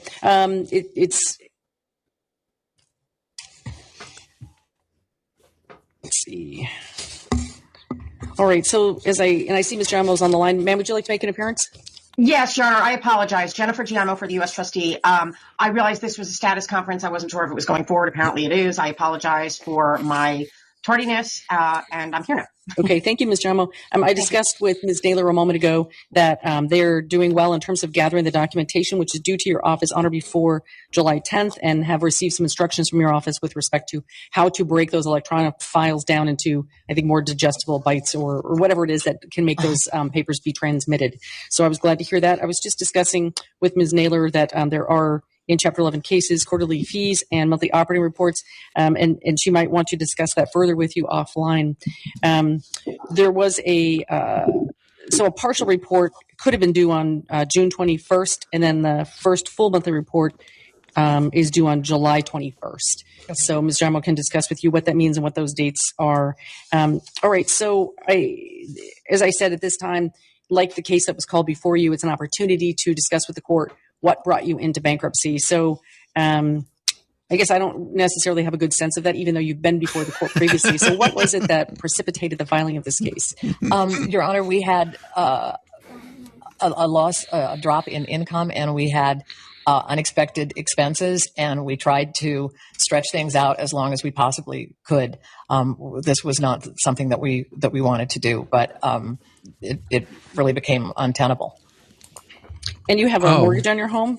Yes, we do. Okay, and as I recall, that property was facing potential foreclosure? Yes, and there's some confusion with regard to that. There is a foreclosure auction that I received an email as to what the date was going to be for the foreclosure auction. However, we have sent some correspondence to the law firm representing the mortgage holder, as well as to the servicer itself. And we have gotten notice that they are reviewing our communication. We have found some things that we think are violations that ought to be addressed. And we've been told that I think we got a letter dated July 2nd in the portal saying that they would get back to us within 30 days. So we are trying to pursue with the law firm. We're trying to get answers is what we're trying to get, and to see what we can do to move forward on that. Well, I believe we discussed it at an earlier hearing. The court does have a mortgage modification program within the court, but you must take affirmative steps to be in that program. So if you want to avail yourself of it, you will have to file the appropriate papers. The mortgage company can participate, or they can also ask to be removed. But generally the way it works is there is a particular packet of papers. You file a paper, the court orders the mortgage modification mediation program to go forward, and the mortgage company can then ask to be removed. But if you're interested in exploring that, I would do it sooner rather than later. Yes. You can ask about that at the counter downstairs at the Self-Help Center. So that's something that I would suggest. In addition to that, should the foreclosure sale go forward, under Arizona state law, those sales, despite what you might think are irregularities or issues, if the sale goes forward, the sale is final.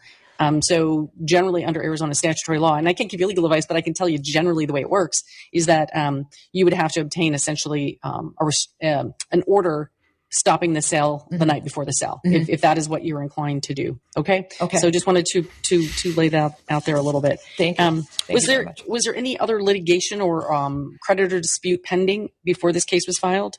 No.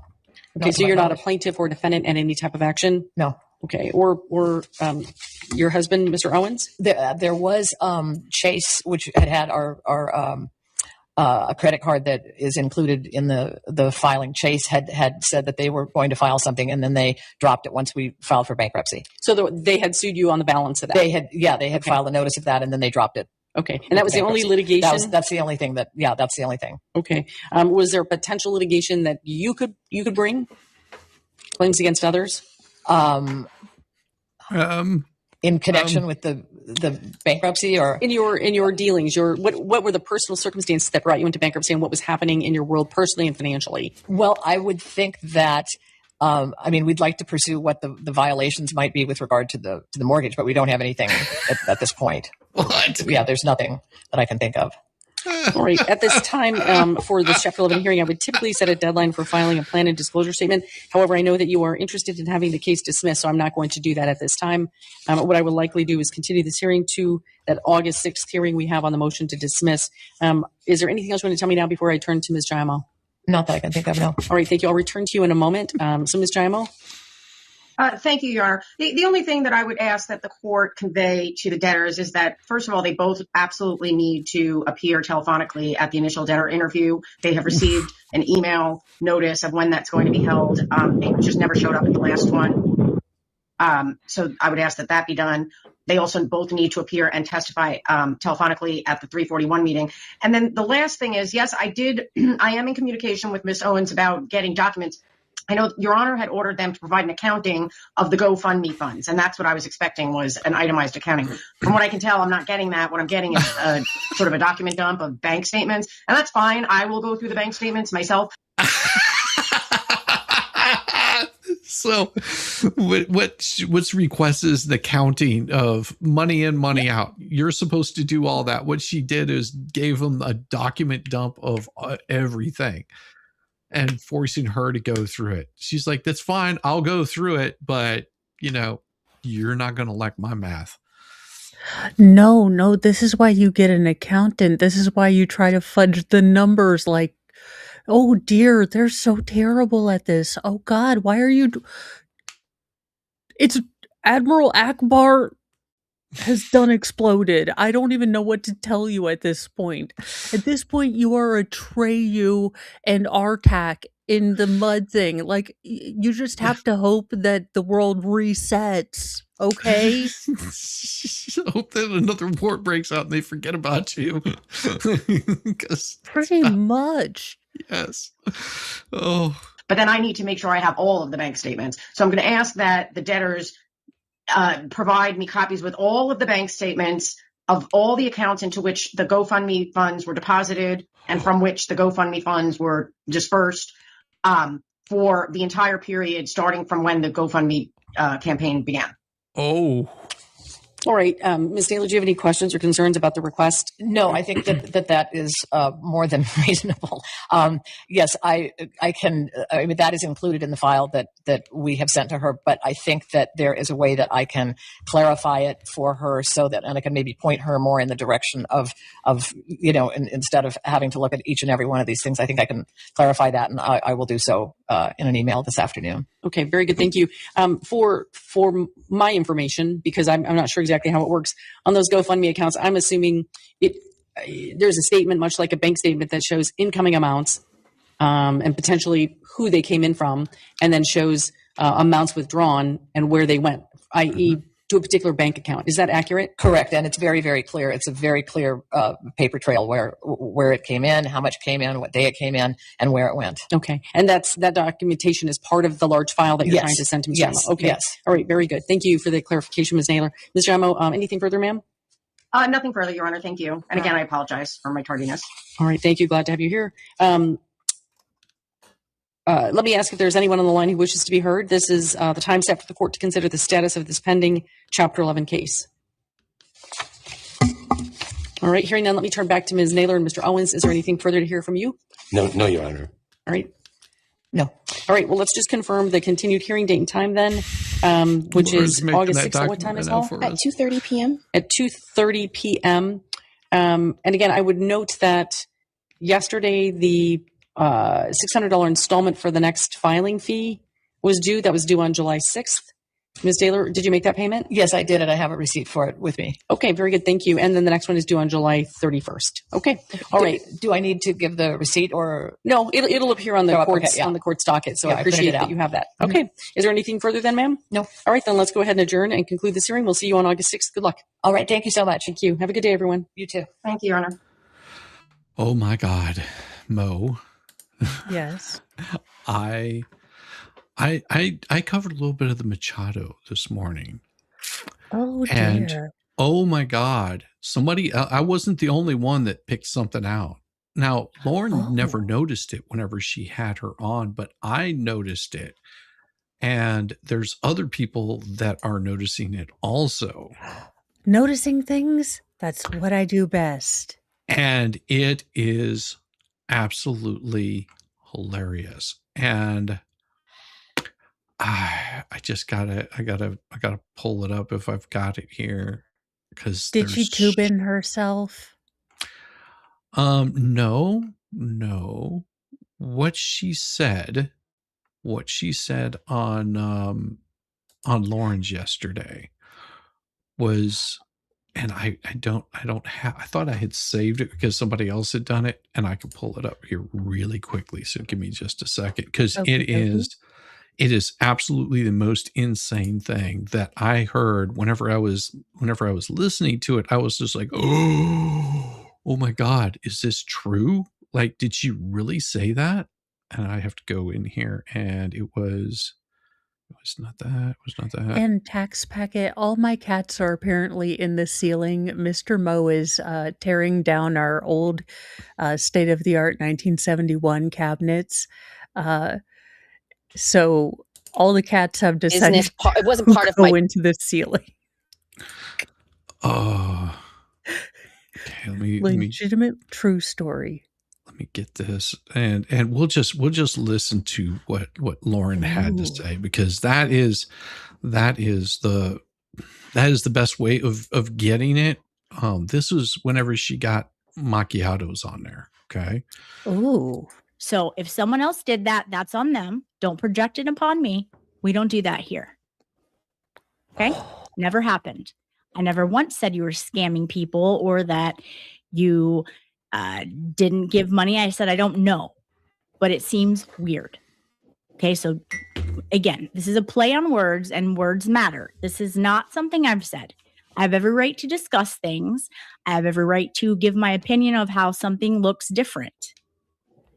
So we got to lower the temperature a little bit. Go ahead. I have nothing else to say. I mean, at this point, I've provided everything, and that's still not enough. Now we're talking about the emails not looking the same. I show you the emails on my phone. That doesn't work. That's not good enough for you, Lauren. I think actually at this point, you can't be held as like a sensible person, because these are sensible documents that I'm showing you, and you are defiantly saying that you can't say they're legit. Now you want me to dance. You want me to now. That's not what she said. Again, that's not those are not the words that came out of my mouth. Please address these statements that I made. Exactly. I have to go get a tax document, right? That's the only thing that's going to settle this. That's you don't it. have to do anything. You don't have to do anything. I'm just saying. Well, what can I do to stop you from talking about me potentially lying about this donation? Lying. She never said you were lying about the donation. She said, I have questions. Again, are very and this is where you curious. have to, and this is where Andrew Wilson really, really is good, because you need to have the same definitions. You need to go down to the very basic, are we speaking about the same thing? Because with people like this, you need to say, I said this. You are not going to put words in my mouth. I said this. Address what I said. And you will see that Jessica Macchiato, whatever her name is, for the love of God, whole cow, low cow, was basically she continues to move the goalpost because they do not live in that very clear yes or no. It's the exact reason that she would be the exact type of person that would get very, very in trouble on a cross-examination. And this is what this is. Laura, she is being very reasonable. The fact that she is trying to, again, notice that she's attacking her sanity, her reasonability. She's not attacking her words. She is attacking her character. And if you have facts, pound the facts. If you have, if you don't have facts, pound the table. Yeah. Or pound sand. Yeah.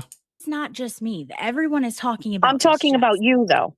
Right. Ooh, say So my what name. do to get you to believe that this was a real donation? My suggestion to you was to get the tax document. That what you need from me? Take it or leave it. I don't need anything from you. You don't owe me anything. I asked, what can I do to get you to stop perpetuating the notion that this wasn't? There's no such thing as perpetuating a notion. Okay? And perpetuating the notion. How can I make you stop asking questions about anything that I do? Lauren would have paused for a little bit and let the silence hang. Again, I'm not going to engage you if you're not going to. I would say, okay, well, we're not engaging in a conversation. You are not engaging in a conversation with the words I'm having. You are having an entirely different conversation with yourself. So if and when you are willing to engage in my conversation, I'm willing to respond back. Yeah. An actual donation. Oh God, put me in, coach. Put me in, coach. You're welcome to take it. If I go and do that, will that be enough for you to stop suggesting that this wasn't an actual donation? She hasn't suggested it wasn't an actual donation. You are the one suggesting that she suggested this. You're putting words in her mouth. No, that's not what's happening. Lauren is going, this looks suspicious to me. Tell me what you think. Does it look suspicious to you? And again, why it boils down to, why does it matter to you? Yeah. Because I have not said this. You have built up this perception. And again, yes, you have a fundraiser. You say it is for veterans. People are going to scrutinize that. People have every right. It's a very, very sacred cow we have in this country. And people get really irritated. So you knew that going in. So we are allowed to ask questions. And again, please deal with the words that came out of my mouth hole. Your floor. I don't know because I haven't seen anything. But if I get the document that you're asking for. Let's be real clear. I have never said you didn't donate. Oh my In God. fact, I said, never mind. This whole thing probably got over There's your not head enough because you value. said that, right? Mm-hmm. This wasn't something you normally do with the donation or with the donation thing. Lauren, I was really clear. I mean, I know sometimes when I'm talking, it kind of goes off, in tangents or whatever, but this was, I wanted to get a sweatshirt for myself. Right. All right. Back it up here. Because when she brings her first of all, I don't even have to speculate. Unequivocally, there was no possible way my bank account for where I made this donation did not exist 12 years ago. I'm with her. I'm absolutely with her. Whatever somebody posted, I believe they posted something that said 2014. It looks like it could be and she just pulled it up and was just like, what the hell is this? And here's what Jess doesn't understand. If she hadn't come out all frothing at the mouth, Rosalind, none of us like people who scam information. We don't want to go out with false information. We don't want people, again, sending us false, ridiculous stuff. That's not what we're about. Again, we were all kind of forced into talking about you because, you decided that you will continue to not retract anything that you've done thus far to Baker. So... Yeah. Because I don't know if you watched the other stream. I don't think you did this for some nefarious purposes. I think, like you said, you did it and you just didn't know all the procedures to it. It got over your head or whatever. I don't think you did this for anything nefarious. Okay. So I think that part is 100% accurate. I think if you went to them and said, hey, can I get this document? I was and then there it's over. first of all, I was there that day. I did my live stream from out front, but I walked in and I asked them for this. And it was at the height of them getting harassed with all of these calls and emails. And they were very upset. The ladies in the office said that it had been overwhelming. And I was like, okay. And I stepped out. See, this is where you need to live stop her, because she gets dominance in these conversations and she starts to run over. This is where a good defense attorney goes, stop. No. But this is where you let her run her mouth, because it burns her even more whenever you can come back and say, you are the one that told them to contact them. So how does that involve me, and why are you talking about this? Like, back up here. Let's back up the truth trolley, sweetheart. Like, get back to the meat of what we're talking about. I think Lauren did a really good job. I am not at all critiquing. No. So please. No. We don't have any beef. I don't think Lauren takes it that way. I really don't. I think Lauren is that's a good way of looking at it, because I've talked with Lauren. She is like, could I have handled this better? Like, I think she did a wonderful job, and she did by keeping her, we're not going to, words matter. I think there's just take care of PCB. There were just some things style wise I would do different, but that's me versus and my level of ability to engage in stupid, for which there is no EpiPen. No, there isn't. Stream. I took a call from the director. And it was while I was on that stream, I muted his voice, so it's privacy, but he directed me right live on my stream to these emails to show my receipts. How could I make that up? No, I'm not saying you made up that call. I'm not saying that you didn't have those in your spam and didn't know. What I'm saying is, you're asking me how you can prove this. In my opinion, I think this would be a good alternative to provide this. But what you're doing, Lauren, is you're making me, you know what? So the lady that was on your show, and I'm not going to say her name, but her. No, you're not. We're not doing that. It's Turtlebot. Okay, Turtlebot. That's her screen name. Okay. Yeah. So that woman approached me and said, you know, I think that you are missing a discrepancy on something. She thought that the hats were sold at a different price. And I said, that doesn't sound right. I said, because she was basically like, yeah, that's the whole thing. I said, no, because I know I did refunds. So I said, thank you, but I don't think it's right. But she did have me like, go back and look, you know what I mean? And so after I was done, I messaged her, or the next day, I took my time. I went through everything, and I sent her every screenshot that I showed on my show the other day, including the open emails showing the donations from that account, that email account. She has them. I sent them to her. I texted them all to her. So she has every single solitary thing. She looked at all of those things and she was like, boom. She's like, I recommend you post all of these immediately as soon as you can. And I said, okay, I think I'm going to do a live stream. And she said, great. She actually texted me and she said, you know what? Would you be okay with sending all of this to Valhalla first so he could look it over? And I said, no need. I'm going to go live right now. Like, I'm going to do it.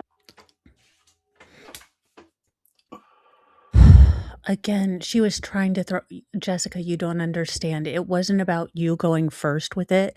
It was about letting an objective third party, who is internet buddy Christ, again, the internet squishable, if you will. No, I'm going to go live right now, and I'm going to tell everybody about this.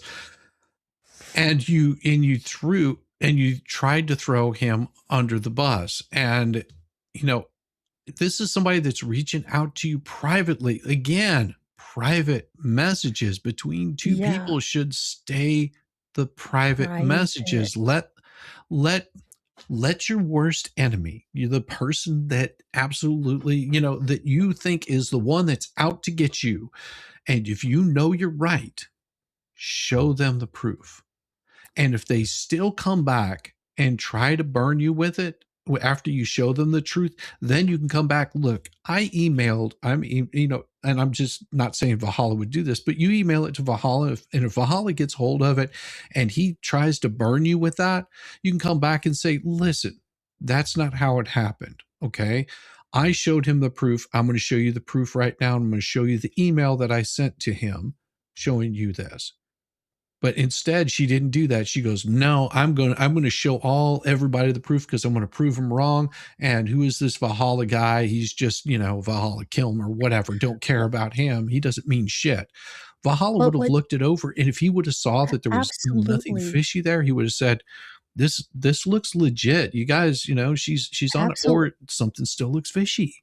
Valhalla would have been your biggest cheerleader, and that's what you don't get. You cut off your nose to spite your face.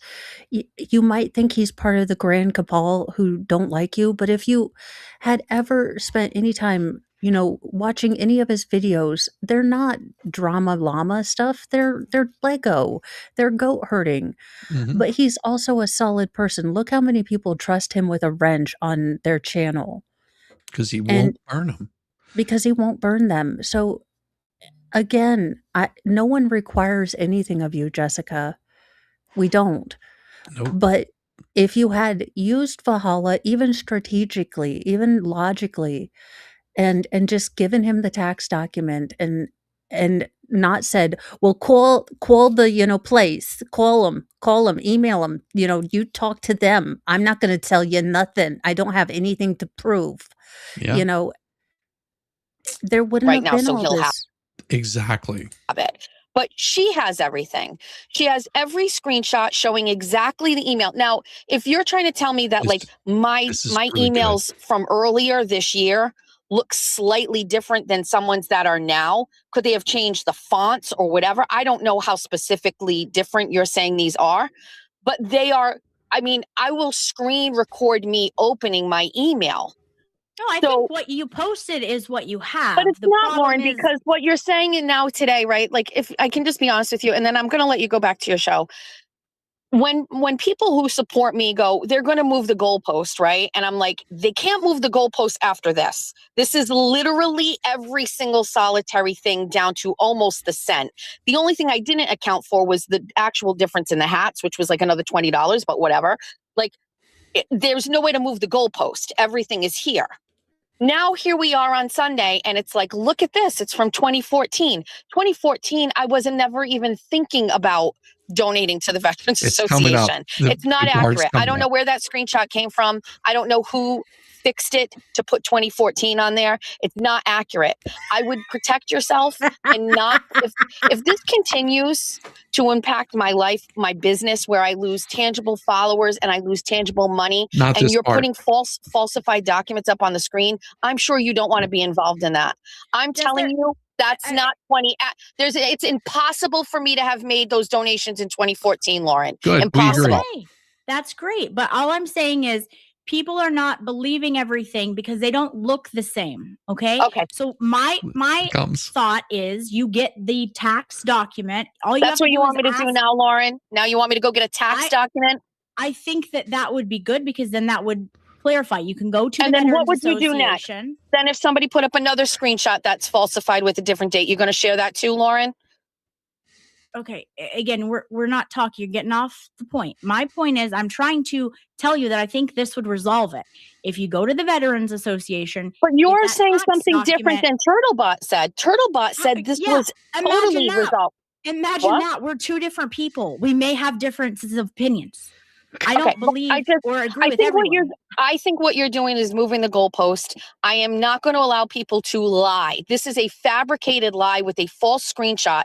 It is physically impossible for me to have made a donation from my bank account in 2014 of the exact dollar amount. The goalpost, Jessica. We were talking about something else, and then you moved it to, you lied about the screenshot. How dare you? How dare you? You're lying.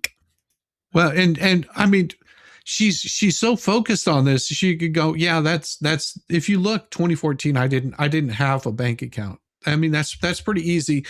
So, I mean, what else do you have? Because that clearly is not correct. So what more do you need? You know, this is proof right here that people are just making up shit about me, and shame on them for doing it. And I agree with her. If she didn't have a bank account in 2014 under that account, then I would be on her side. If people are again injecting drama llama bullshit on this, again, shame on you for adding drama for a veteran stuff. At the bottom, at the end of all of this, it is about the veterans. That's why people are pissed off. Don't add stupid shit in this. Exactly. It's already stupid. It doesn't need help. And if you are going to add something, some stupid, ridiculous shit in there, then let everybody know that you're adding stupid, ridiculous shit in there. And fucking, you know, I know it's fun to watch her spiral, but you know, for God's sakes, you know, if you're really trying to look out for, you know, your truth in reporting, then, you know, stick with truth in reporting. I didn't have that bank account. I never made that donation. It's impossible. You're posting falsified documents. That's it. No, we're going and we're pulling up things that are online. Okay. That were posted, and then we're talking about it. That is That's exactly what they're doing. I saw your chat. Everybody, I heard you. That's why I jumped in. My chat is welcome to the freedom of speech that we have in this country, Jess. Allow them to do it. Let them keep saying I stole, because if they're deducting that I stole that money based on your program, then you're responsible for that. No. Good luck with that. That's not how defamation works, Jess. It's not about that, Lauren. Documentation. Lauren, that is not a real document. It is impossible for me to have made that donation in 2014. How is that possible? I have no idea. That's why we're going over it, looking at it. I don't know. I don't have access to your bank account. I don't have access to your tax accounts. That's why I'm telling you. You asked me what would prove it. In my opinion, I think if you got the tax document from the Veterans Association, that would be a legit thing to put all of this to bed. Because the fact of the matter is the receipts that you posted don't look the same as the receipts that are out there. Do you have a copy of them? Can you show me those? Can you pull those up? Can we look at those? Yeah, I'm sure they're on Twitter. Hold on. Let's take a look. It's coming. Let's take a look. Let me go so to good. Twitter. I think Hellfish, I know he posted it, so let me go there. Hellfish. Yes. Say I my pulled name, it up for Jessica. everybody to see. Because I had it and I was just like, boom, there it is. Yep. Boof, there it is. And that's why I think everyone is still talking about it, is because, you know, I'm going to venture to say, I'm going to venture to say they didn't even have an online website in 2014. But we're not talking. Oh my God, Jessica, shut up! Talking about from this year, from a few days ago, when people. No. But what I'm saying is, I don't even believe there was the possibility to be able to make a donation online in 2014. Okay. Well, I don't know. I thought we were not talking about that right now. I thought we were talking about the ones you were wanting me to pull up from the ones that have been donated recently. Let's take a look at them. Pull up mine. Stop pull up those. the madness. I love it, Mo. Oh, this is so Jessica, good. Eat a carb. Good. Eat a Snickers and stop the madness. For fuck's sakes. You're taking I'm women not back. Hellfish, but if we go. Oh, come on. Find it, Lauren. There we go. It's just, there we go. Gotta share your screen there. Come on, Lauren. Come on, Lauren. You can do it.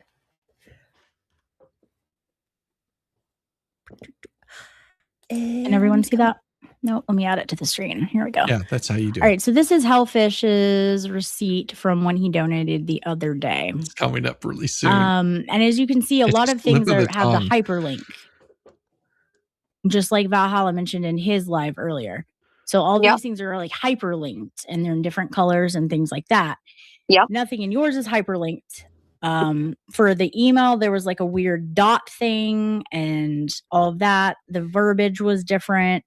There's a lot of things that were different. Now, where's again? Yeah, but where's mine? Did you post it on your Twitter? I posted it on my. So I'm pulling up mine right now. Right, meow.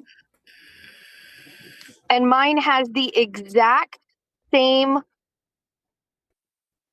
verbiage. It says, "Thank you for your donation to Veterans Association of Bristol County!" Exclamation. No, it doesn't have the exact same verbiage. Yours says, "Hi, space, comma, nothing. Hellfishes says, hi, name, comma, and goes into the verbiage. It's not the same. Point. Here are the details for your records. Date 2/17/26, amount 100, type donation, and then it goes processed via card ending in 0912. Thank you, exclamation point. Veterans Association of Bristol County, and then there's a Facebook logo. It says you are receiving this email as confirmation of your online form submission. To manage the other types of communication, click unsubscribe, which is hyperlinked, or manage email preferences, which is also hyperlinked. So this is the where's exact that one that you're screenshot reading right now? in my email. So then I guess my question is, why didn't the one that was put out, why didn't have the hyperlinks on it? I screenshotted it straight from this email. So I don't, what do you mean? His is orange. My hyperlinks are blue. So he has orange. Mine is blue. So none of the ones that I saw had any like blue hyperlinks where you could go to. Can I forward this to you, Lauren? Do you have an email address? I'm not giving you my email, but you So can. how do you want me to give this to you? So there's a way to share it in here since you're on the StreamYard. Other guests that I know how to do. I don't know how to do it. I couldn't tell you how to do it. Hold on. Lauren, come to daddy. I will show you how to do this. I would be just as I don't see how I can share it here. Private chat. Comments, recording, stream this to your audience, settings, help. Oh God. It's not. Maybe the private chat. This is my private. Can I put a picture in the private chat? I can't. Okay. So here's my phone. I could see kind of. Yes. Okay. Do you see this email? Yep, but there's no hyperlinks. Hold on a second. Right there at the bottom. Do you see those blue hyperlinks? The unsubscribed? Yes. Those are hyperlinks. This is my email, Lauren. Do you see I'm dancing like a fucking puppet here for you? These are my emails. This is my email account. I'm clicking on every one of them. You did say that they weren't, though. You're saying they're not real. They're not hyperlinked. What would you? What didn't? See, you said they're different than everybody's. Yeah, they look different than the other one. Are you telling me that looks the same as the other one we just went over? It looks different. That's what I'm saying. People think it looks different. I can't help it. I think it looks different. So let me ask you a question, Lauren. I'm showing you the emails on my phone right now. Do you think these are legit emails? I don't know. That's why I said, I think if you go and ask them for the tax document, nobody can argue with the tax document, right? So then it'll be done. Be done. And I think you need it for your taxes anyways, right? So I don't understand why that would be a hard thing. I made my online donation just like everybody else. I know, but that's the problem is that they don't look like everyone else's. And I think that's where people are having the issue. Who's having an issue? Everyone. You said you were talking about everyone in the chat. Everyone. You. No one thinks they look the your same. show. Like these are my emails from these people. I don't even know how this could be any different than anybody else's. And at this point, Lauren, I think you're making me look like an idiot. And I think you're deliberately trying to make me look like an idiot. So now I've pulled up the emails on the screen, right? I'm showing you the emails and you're like, yeah, I don't think these are the same. Shizzy, I don't think they're legit. Hold on. All I said was that they don't look the same. That's what I said. So again, I'm going to ask you one more time, Lauren. Do you think that these are legit emails from the Veterans Association through the portal where I donated? The answer is I'll give you the same answer I gave you. Over and over and over. You're done, Mo. I understand. I'm sorry. Is there a fart? Please tell me there's a fart. No. What she says inside of this is she says they are the same ones I made and she cut herself off. Oh, I think I've seen that little clip of God.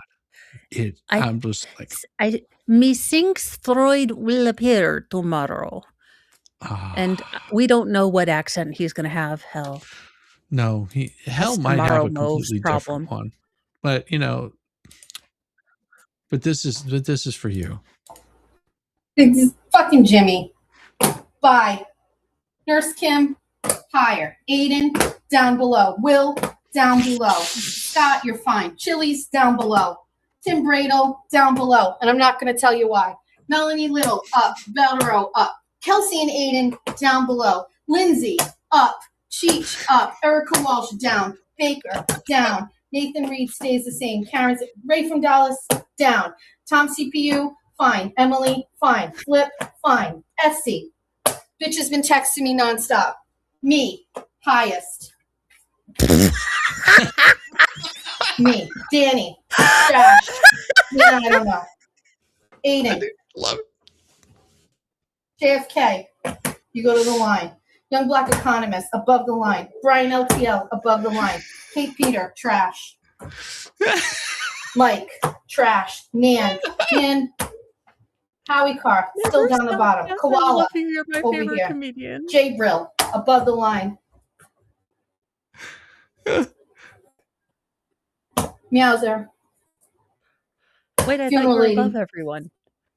Linda. Toy.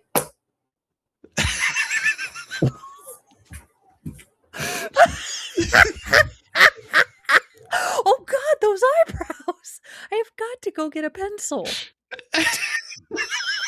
Damn it!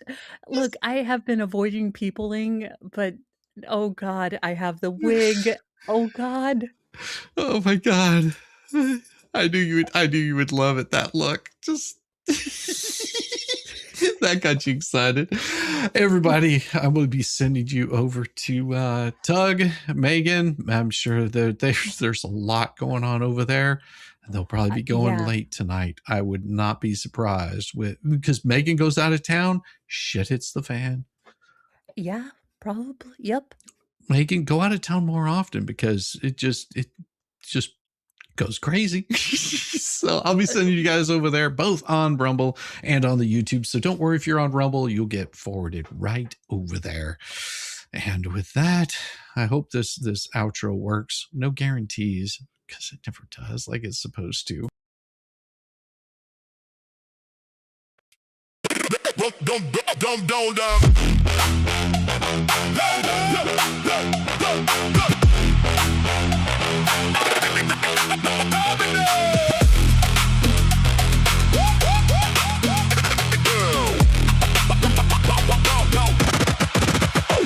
Oh, you thought I was done? Bless your heart, I just walked in. Then the shit show starts. Call me daddy, call me Papa Nut, call me the GOAT. I'm still living rent-free, a master stroke. Shizzy Wiz Nut, feel it in the name. Papa Nut, Shizzy Daddy, it's all the same. I'm living rent-free in your brain. Bringing the fire, not easy to tame. Papa Nut, Shizzy Daddy has set the bar. I'm bigger than life, you're a burned-out star. You say you're over me, I know that's a lie. You're my biggest fans, don't even deny. So grab some popcorn when daddy goes live, live, live. Call me daddy, say it out loud. Y'all act shabby. Papa Nut, Shizzy Daddy. Then back we go. Call me daddy. Let's face the score. You hate that you love me, but you keep wanting more. You're like a dog chasing cars. You don't know why. But here you are barking while I touch the sky. Your comments are gold, such comedy gold. Who hurt you? Oh wait, it's me, I'm told. You keep tabs like an unpaid intern, taking notes while I'm out here working. Your whole timeline's a shrine. Ever notice I got a piece of mind? I drop one line and the whole room reacts. When daddy arrives, you might step back. Oh, Shizzy's washed up. Man, that joke got old. You hate that I'm winning, so I'm told. When I move, feel my slide, feel the shock when daddy goes live.